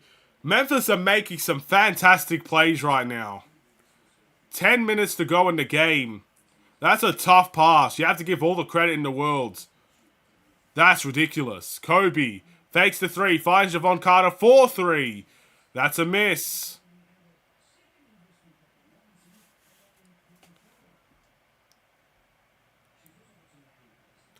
Okay. In the post, back out. Io's guarding. We need a stop. They find the pick and roll. And he gets the layup to go. Timeout in Chicago. Timeout for Chicago again. Every time we get close, Memphis are pulling away. We talk about game management right here for a team that is so inexperienced right now.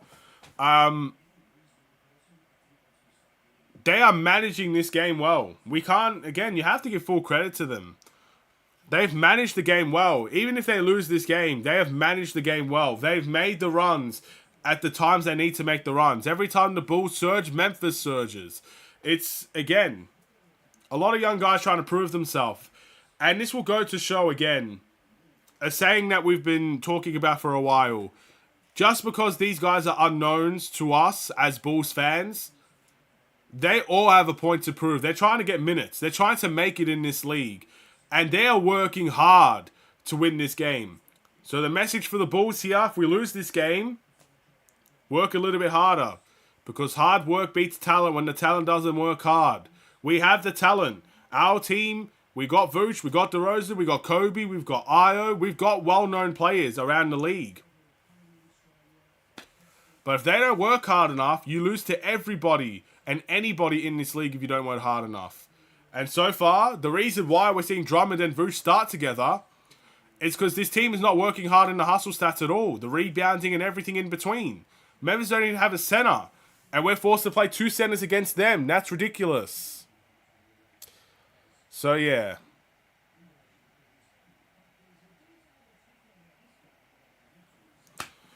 There you go. There you go. If they move off of Zach, DeMar, and Drum can return, it depends on who they get for Zach.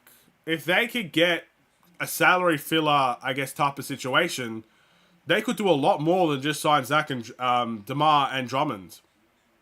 But if you get rid of Zach LaVine, you can still re-sign DeMar DeRozan on the same money, and you can still re-sign Andre Drummond on the same money. But keep in mind as well, we have to pay Patrick Williams. If we're going to keep Patrick Williams around this Bulls team, you have to pay him as well. So maybe that's why the Bulls want DeMar DeRozan on less money, so they could just pay Patrick Williams and keep the team the same. I really don't know. This Bulls team, it's predictable and unpredictable at the same time.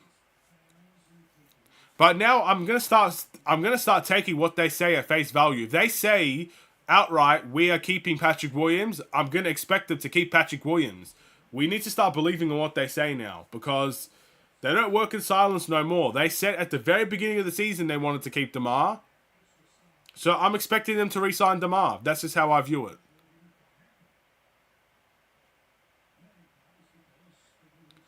And if DeMar doesn't stay on this Bulls team, then I'm going to suspect it's DeMar that leaves, not the Bulls wanting to re-sign him.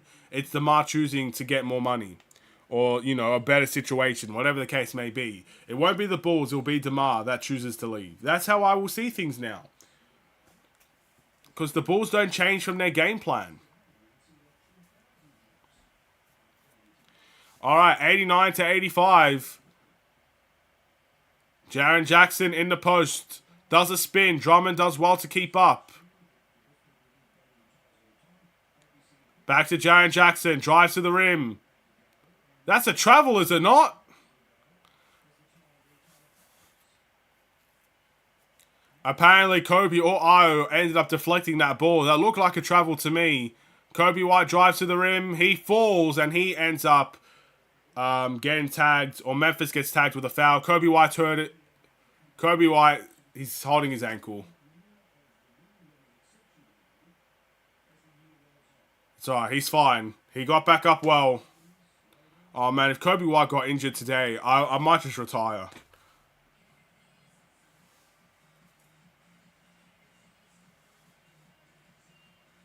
If Kobe gets hurt, I might retire. You might never see me again.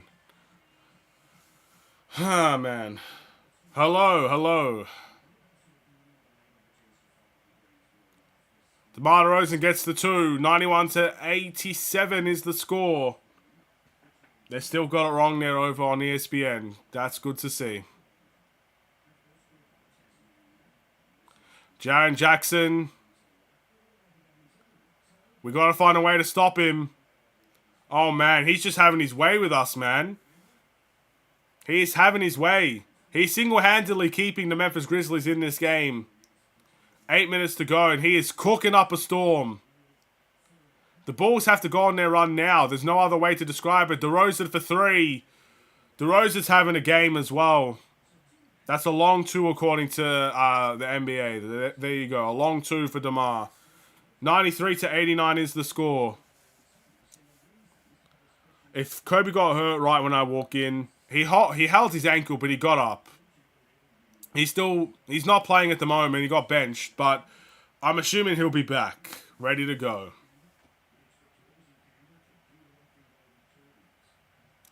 All right. If Pat wants money, he better have a jump similar to Kobe. I think with Pat, again, like, I will say this now. I know Pat's probably going to get paid more than Kobe, but he shouldn't.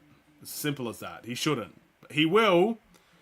I see Pat getting about $15 million a season. 20, maybe maximum 20. If he gets over that, it's a joke. But I can't. He shouldn't get paid more than Kobe. So we'll see. We know what's going to happen. I'm not even going to argue that point. He's going to get paid more than Kobe, but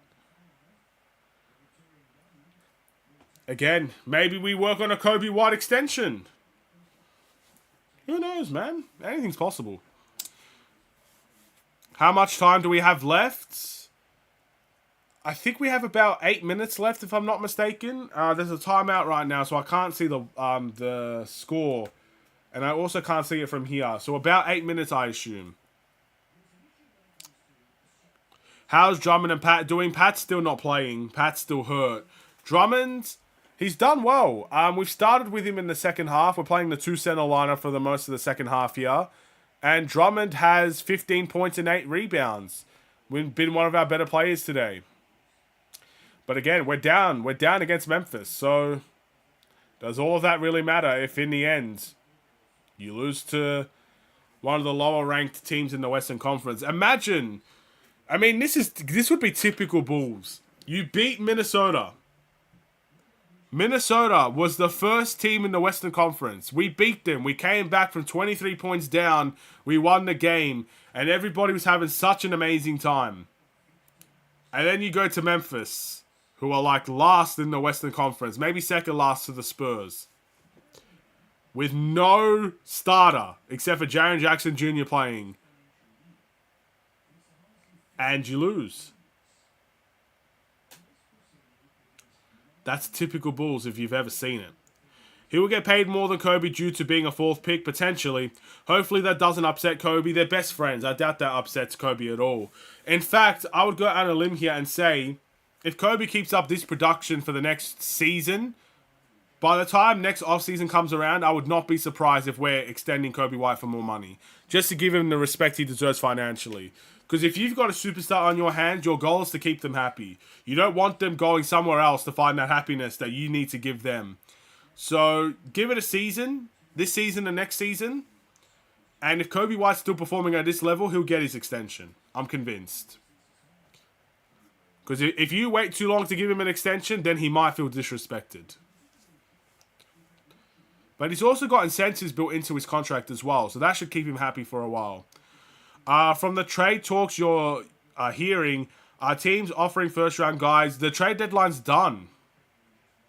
It's finished. It's over. The Bulls did no moves.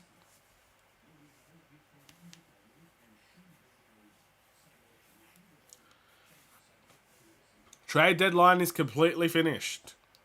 The Bulls stayed put once again. They kept Caruso. They kept Drummond. They kept DeRozan, they kept them all.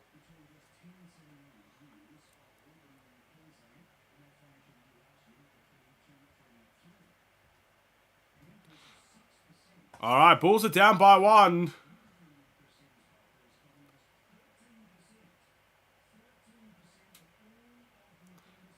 A missed layup. A block by Julian Phillips. I think they've caught a foul here. Or is it a shot clock violation? It's going to be Bulls ball, actually. Oh, they gave a goaltend. Wow. So it went as expected. It did go as expected. Look, I'm not going to sit here and tell you I expected it to go any other way. But I'm very upset with the press conference that AK dropped after the trade deadline. That upset me more than actually not seeing a trade, because he said the same things. I just don't understand how anyone can see us as a competitive team as the 9th seed. Like, maybe in terms of close games, we're in games, but like, I don't see what he sees. I think that's the most upsetting part. And it feels like his answers are very...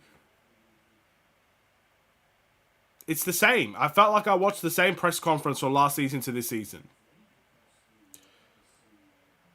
So, that's the most upsetting part. I expected no trades to happen, but I think it triggered me more that he said that this team is competitive and that we need to be competitive.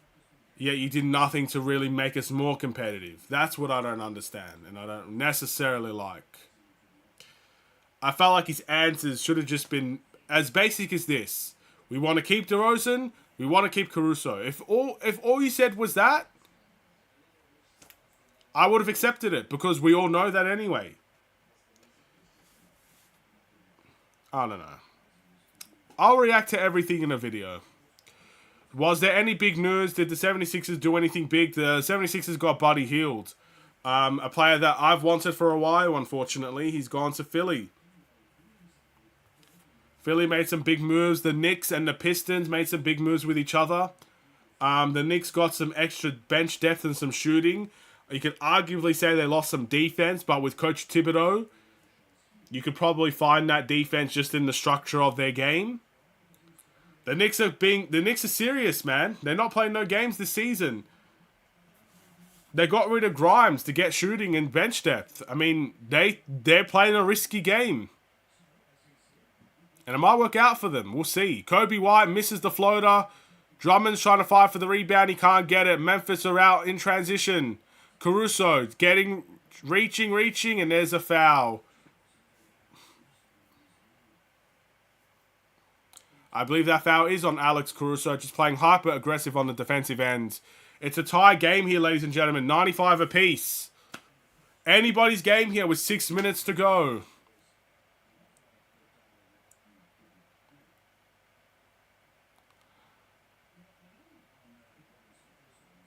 Vooch gets... Oh, wow. What a throw. An offensive foul here for Memphis.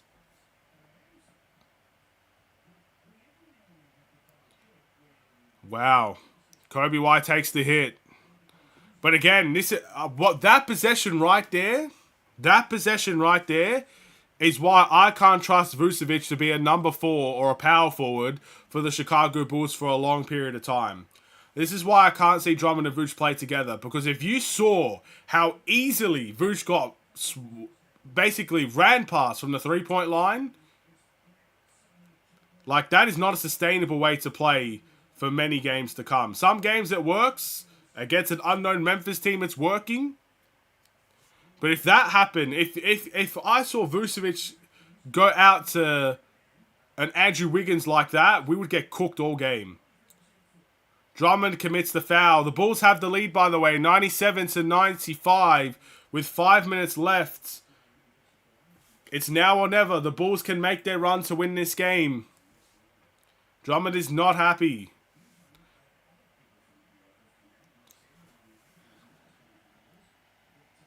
Alright, let's take a look at some stats real quick. How is Kobe White doing? Kobe White only has 12 points, but he was close to a triple-double. He has 6 rebounds now. They took a rebound off of him. So, yikes. Drummond still got 15 points and 8 rebounds with... How many assists does Drummond have? 1 assist. It's looking like DeRozan might be our best player today. Just all the way around. Yeah. Caruso gets the steal. Kobe in transition. He uses his opposite hand. Excellent finish from Kobe White. The nice little fillet. He psychs them out. Excellent to see a guy like Kobe being able to finish around the rim with both hands. Very well needed there. He gets the layup to go. And I think that's a timeout for Memphis. Almost everyone made moves except the Bulls and the Lakers. Yeah, well, the Lakers the Lakers need to make a move. I mean, D'Angelo Russell. I'm gonna keep my eyes on D'Lo, you know, because as soon as D'Lo got linked to a trade, he balled out like no tomorrow. Now that he's not getting traded, my eyes are gonna be focused on him. I want to see if he regresses. Is trade rumor D'Lo really a thing? I'm gonna keep my eye on him, man. If he's really just found an emergence, fair play. Hey, look, another guy we could sign in free agency. But I have my eye on D'Lo. I'm gonna take a close watch about D'Angelo Russell right now. Who's scoring for the Bulls right now? DeRozan's got 26 points. Vooch has 20. Kobe's got 14. Ayo has 10. Andre Drummond has 17. And then we got Torrey Craig with 3. Warriors. I'm stunned, but the Warriors did nothing. I'm stunned that the Warriors did nothing. I like, that to me is incredible. That's almost as bad as the Bulls doing nothing for me. Because the Warriors, you have a guy like Stephen Curry, who's still one of the best players in the league, but a team around him that's regressing in front of our very eyes, and you did nothing. It's crazy. It's crazy. I would say the Bulls is worse because we've done it for 3 straight seasons, but the Warriors doing nothing's pretty bad. At least the Lakers had an excuse. D'Lo just emerged into becoming a fantastic point guard over the course of the last couple of weeks. What's the Warriors' excuse? They're benching Klay Thompson. So I don't know what their excuse is to not do anything. Irrelevant season, which is done because Steph is amazing. And that's the thing. I don't care where the Warriors finish. If you made any trade to make them better, they could be the 6th seed and I'll still pick them as one of the favorites. If they improve their team. If they found a way to improve their team. Because they've got Stephen Curry. And no one does it like him. No one is on... I still believe Stephen Curry is one of the best players in the league. All-star starter or not, he's still, in my opinion, a threat. Especially in a playoff atmosphere. So I would have backed them to be a favorite if they changed their team. But the way their team is now, you can't expect them to win a championship or get close to it. I expect maybe a 1st or 2nd round exit for the Warriors on the horizon. But we'll see. You never truly can count them out. The Bulls are up 101-97 with 3 minutes to go. We're in prime position to win this game, but anything can still happen from here. And they showed what little they needed to get the championship. Pacers received Corey Joseph. Warriors received a 2nd round pick plus cash considerations. So basically nothing. The 2nd round pick is not going to change their season. And Corey Joseph being there. I mean, I think he played. Corey Joseph played, but maybe they want Kyle Lowry. I don't know. Is this Kyle Lowry on the team yet? I think he's going to get bought out at some point. If he hasn't been bought out already. Alex Caruso makes the free throws. 104-97 is the score. Time to put these earphones back in.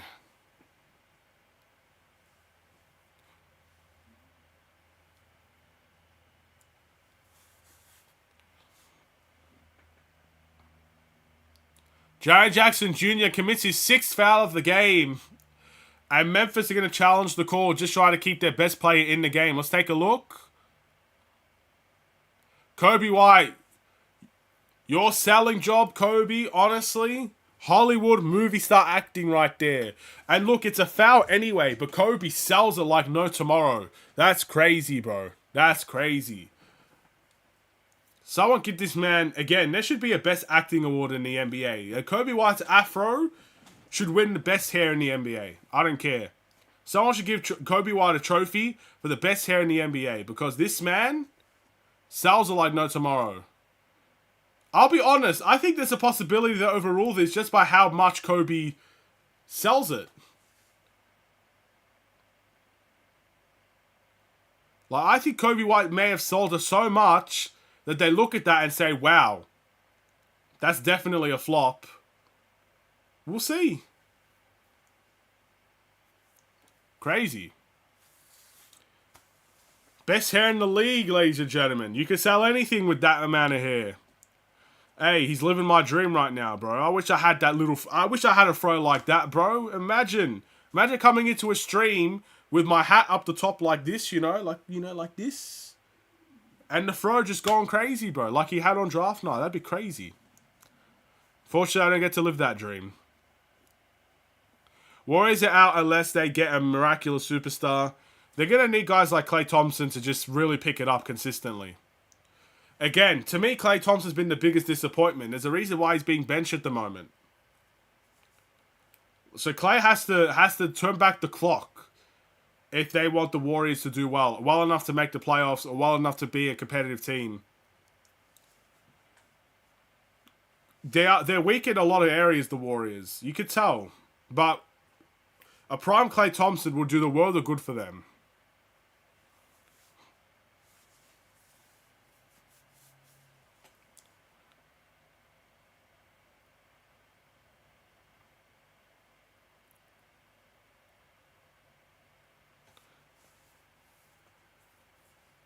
Alright, they're still looking at this.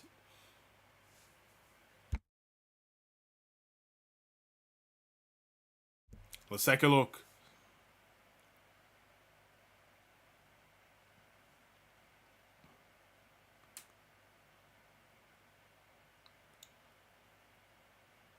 Challenge successful. Challenge is successful. Apparently the contact was marginal. So, again, not a lot of contact was made from Jared Jackson and Kobe White. So, even if the offensive motion was actually there for an offensive foul, the contact was marginal. So, they decided to challenge it, and the challenge is successful. When's the trade deadline? It's over. It's finito.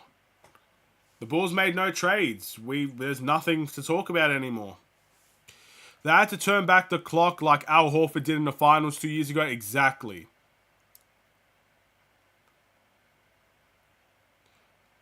Exactly.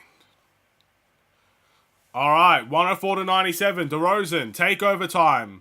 And he turns it over.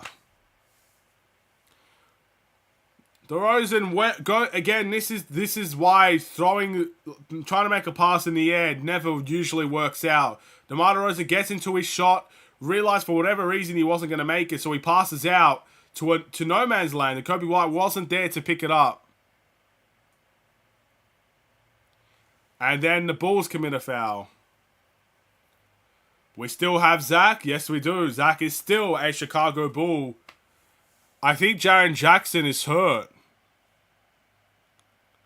He's taking his time to get up. Again, he was dealing with a hip injury prior to this game.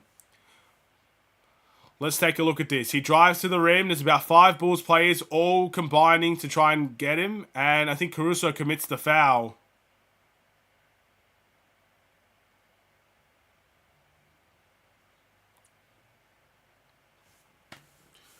Alright, Jaren Jackson Jr.'s at the line here to shoot 2. He's back up. He's healthy. Somewhat. He makes the first.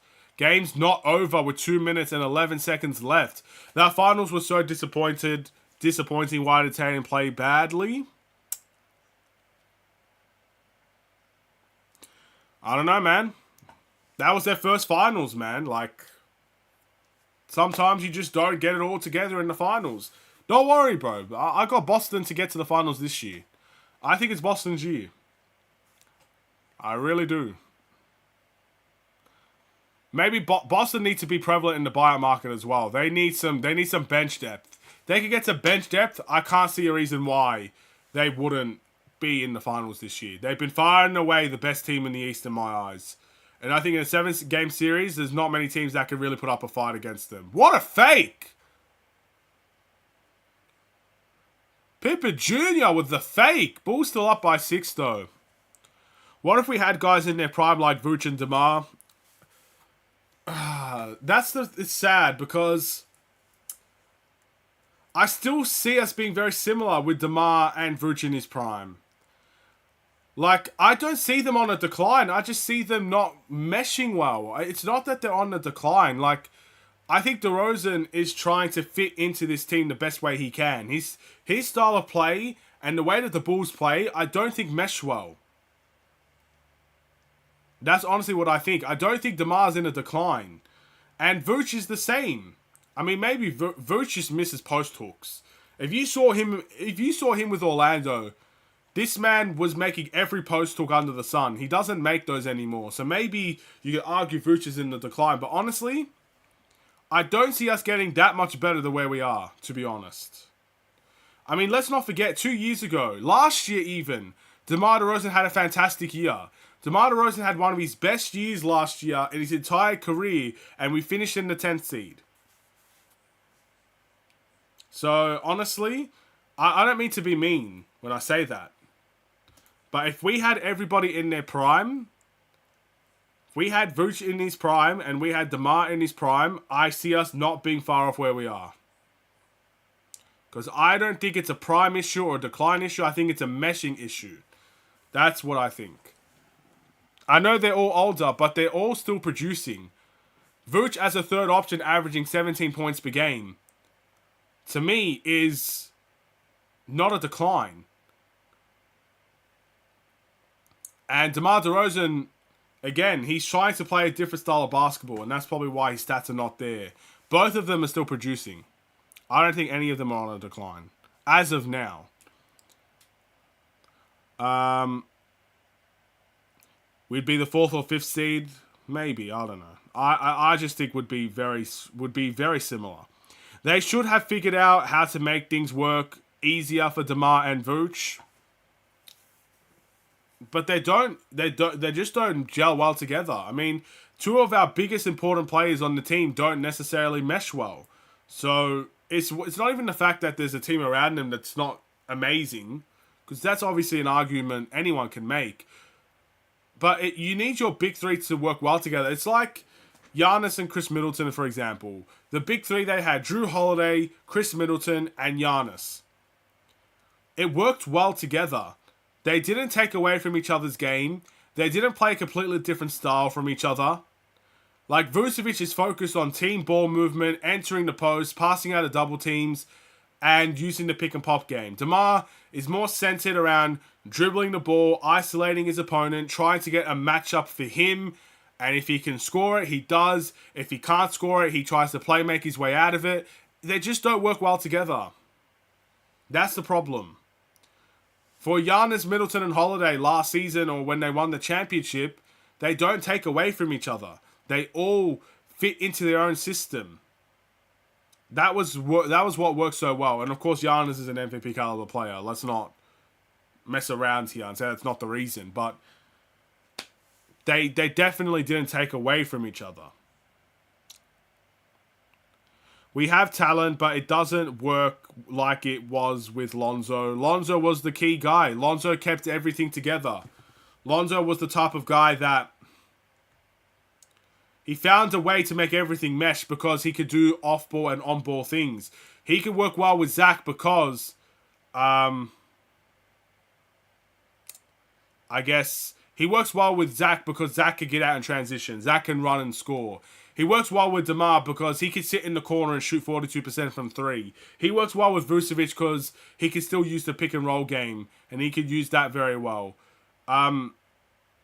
It works all together, if you know what I mean.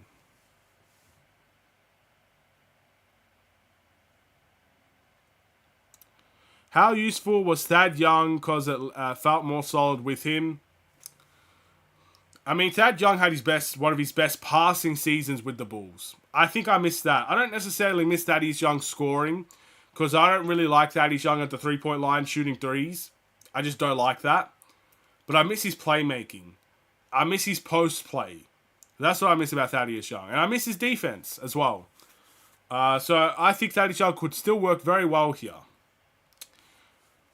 110 to 103. Kobe White's at the line. There's only 43 seconds left in the game. It looks like the Bulls are going to win this one. That's 2 in a row for the Bulls. We beat Minnesota. How did we do that? I don't know, but we did. And we ended up beating the Memphis Grizzlies. We got a game against Orlando coming up as well. So that should be fun. I don't think I'll be doing a watch-along for that, but we'll have to wait and see. The jury's still out on that one. But that should be a fun game. Hopefully the Bulls can get some revenge, because we've been punched in the face numerous times by Orlando. They've beaten us every time this season.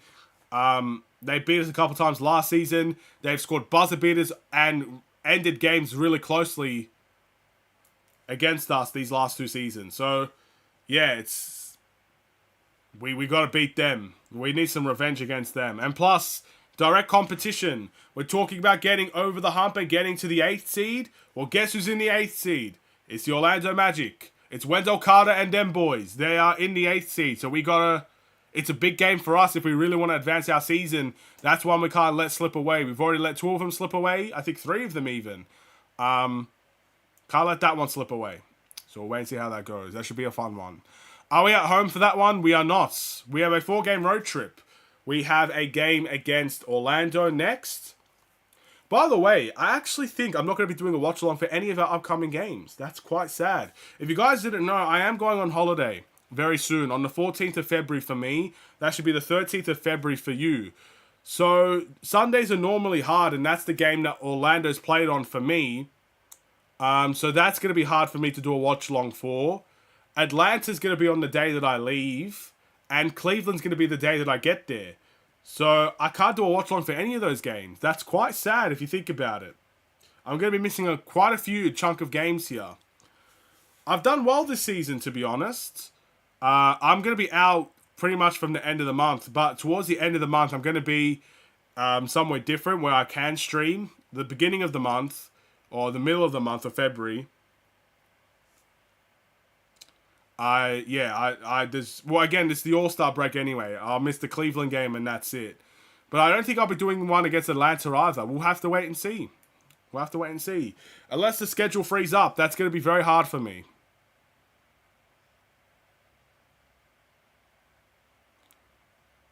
Alright. Kobe White dives in for the rebound. Surely there's a loose ball foul there. This man got absolutely taken out in the air. Again, Kobe White will go to the line. That's a rightful foul. Pippen Jr. This man was 2 seconds away from doing a Batista bomb on him. That's crazy. Kobe White dives in, jumps, skies for the rebound. Yeah. Definitely a foul. From the 14th of February till pretty much the beginning of March, I will not be here. I will still be making YouTube videos on my phone like I used to do, the good old days. I will still be making videos like that. But no live streams, no watch-alongs, and when I get back, I'll be going somewhere else for about a week or so. But in that place, I will be able to do watch-alongs and live streams. So we'll see. But we got Kobe White going to the line to seal the game here for us. I also feel Vucevic DeMar would be more prone to injury after the 2000s. Players started growing up, playing more consistently than those of the 2000s, 90s, 80s, and so on due to... I didn't see the rest of that. But, look, Vucevic played 82 games last season. So, again, I don't think it's a decline issue. I really don't. Maybe one day we'll make a video about that. Not anytime soon because there's a lot more important things to talk about. But maybe one day I'll talk about, was Vucevic DeMar's decline this season? I think it could be potential there. Player of the game for Kobe? Honestly, I don't think so. I think Kobe's had a quiet game. He's about to get 18 points and 8 assists. It's not quiet, but To his standards over the past couple of games, that is absolutely quiet. I might think about giving it to DeMar, but I also want to give... I think Drummond deserves it. Drummond has 21 points and 13 rebounds today. And in terms of the plus-minus, he leads the team in plus-minus. I think Drummond has to be the guy. Let me know if you agree. But Kobe White's at the line here to end it for us. He makes the first.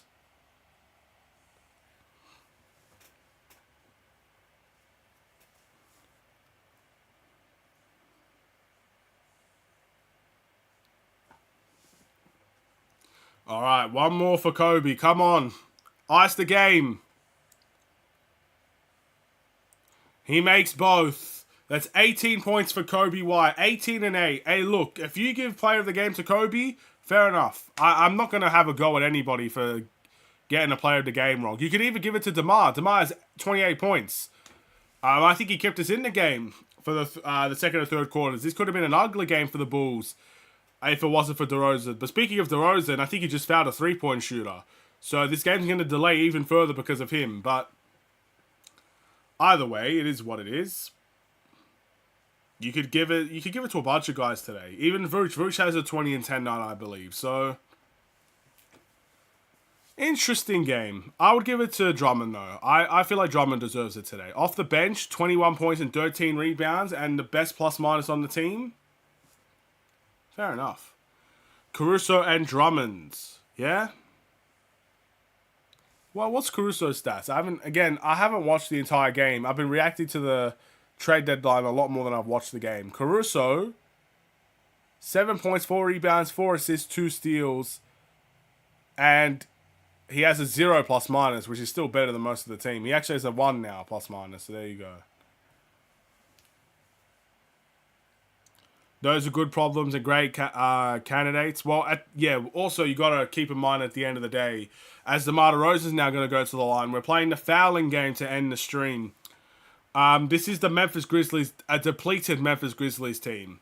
For most of the game, they worked harder than us as well. So there's bad problems here as well. They outworked us for 3 out of the 4 quarters of this game. So that's not a good issue to have. Also, I just think the biggest difference between the Bulls and Memphis is that the Bulls closed the game. Memphis dominated the game. That's how I view it. They kind of just didn't have enough to keep it in the end in the fourth. That's what experience does for you. DeRozan, experienced guy, knows how to finish a game. He finishes the game. He makes both free throws here. It's an 8-point game. Kobe White was good in the clutch. Drummond, veterans, got the job done for us today. Alright, they made a layup. They're trying to play the fouling game. Kobe White gets fouled by Pippen Jr. So Kobe White will go to the line again to delay it even further and shoot for 2. Players in the 80s, 90s, and 2000s rarely got injured because they usually started playing in high school or even college. People after the 2000s start getting intensive during late... Intensive? Is that the right word? Intensive during late elementary and early middle. I guess to counteract that argument, you got modern medicine. Modern medicine goes a long way for players having 15, 16, 17 to potentially 20-year careers. DeMar DeRozan has been durable all his careers, all his years. And he's still playing 70 games a season, 80-game seasons.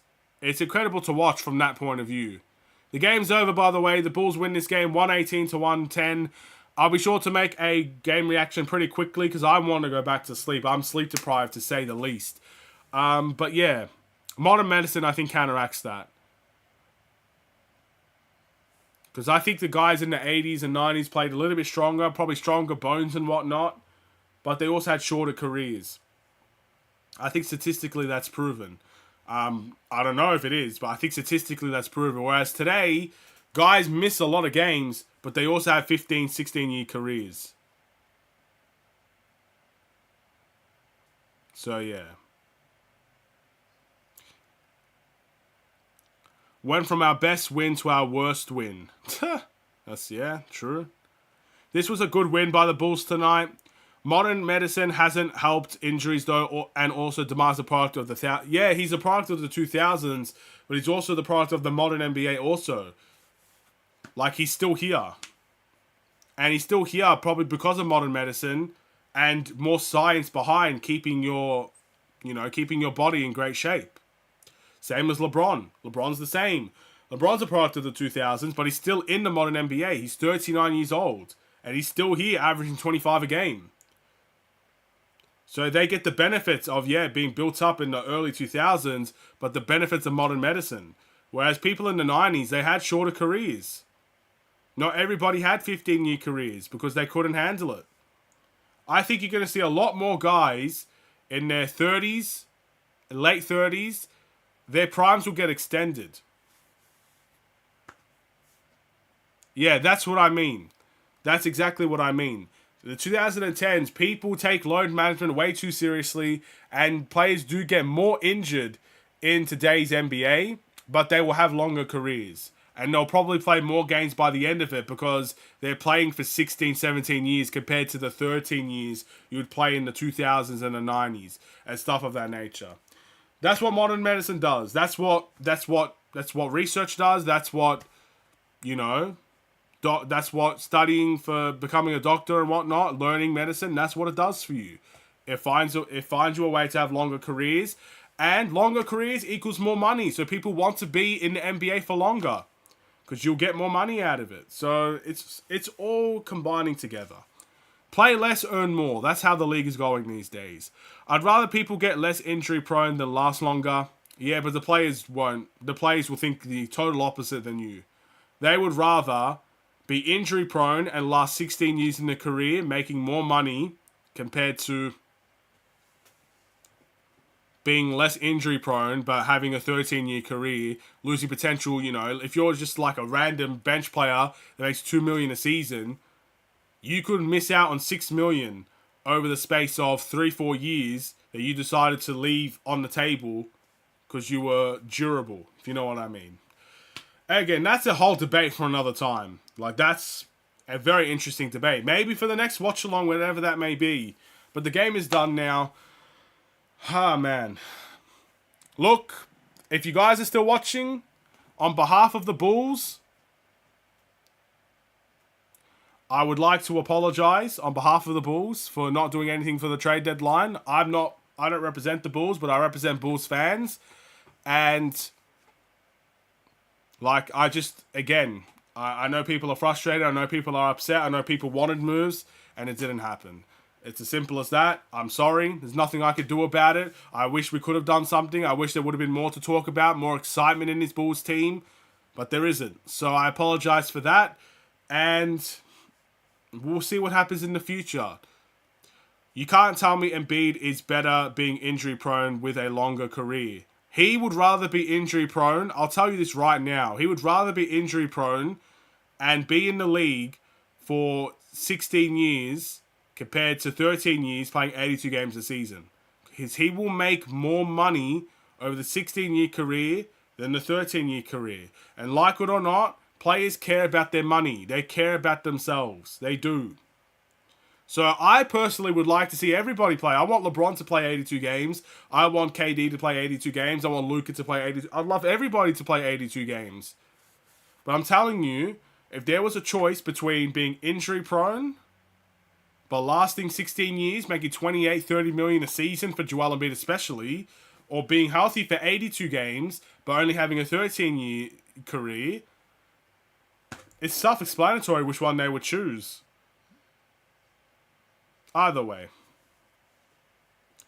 they do get hella money. But that's me. Thank you for watching. Drop a like and subscribe if you are new to the channel. I will see you in the next stream, ladies and gentlemen, the next watch-along. It might be a while from now, to be honest, with obviously the break in the All-Star gap happening very soon. And, of course, leading up to the holiday, I'll be very, very busy doing different things. So I might be missing the next couple. I might miss the Orlando game. I might miss the Atlanta game. I'm definitely missing the Cleveland game. There's no chance I'd do a live stream for the Cleveland game. So we'll see what happens. Have a wonderful and safe day. See you in the next one. Stay safe, stay healthy, and stay tuned for more. God bless. Take care.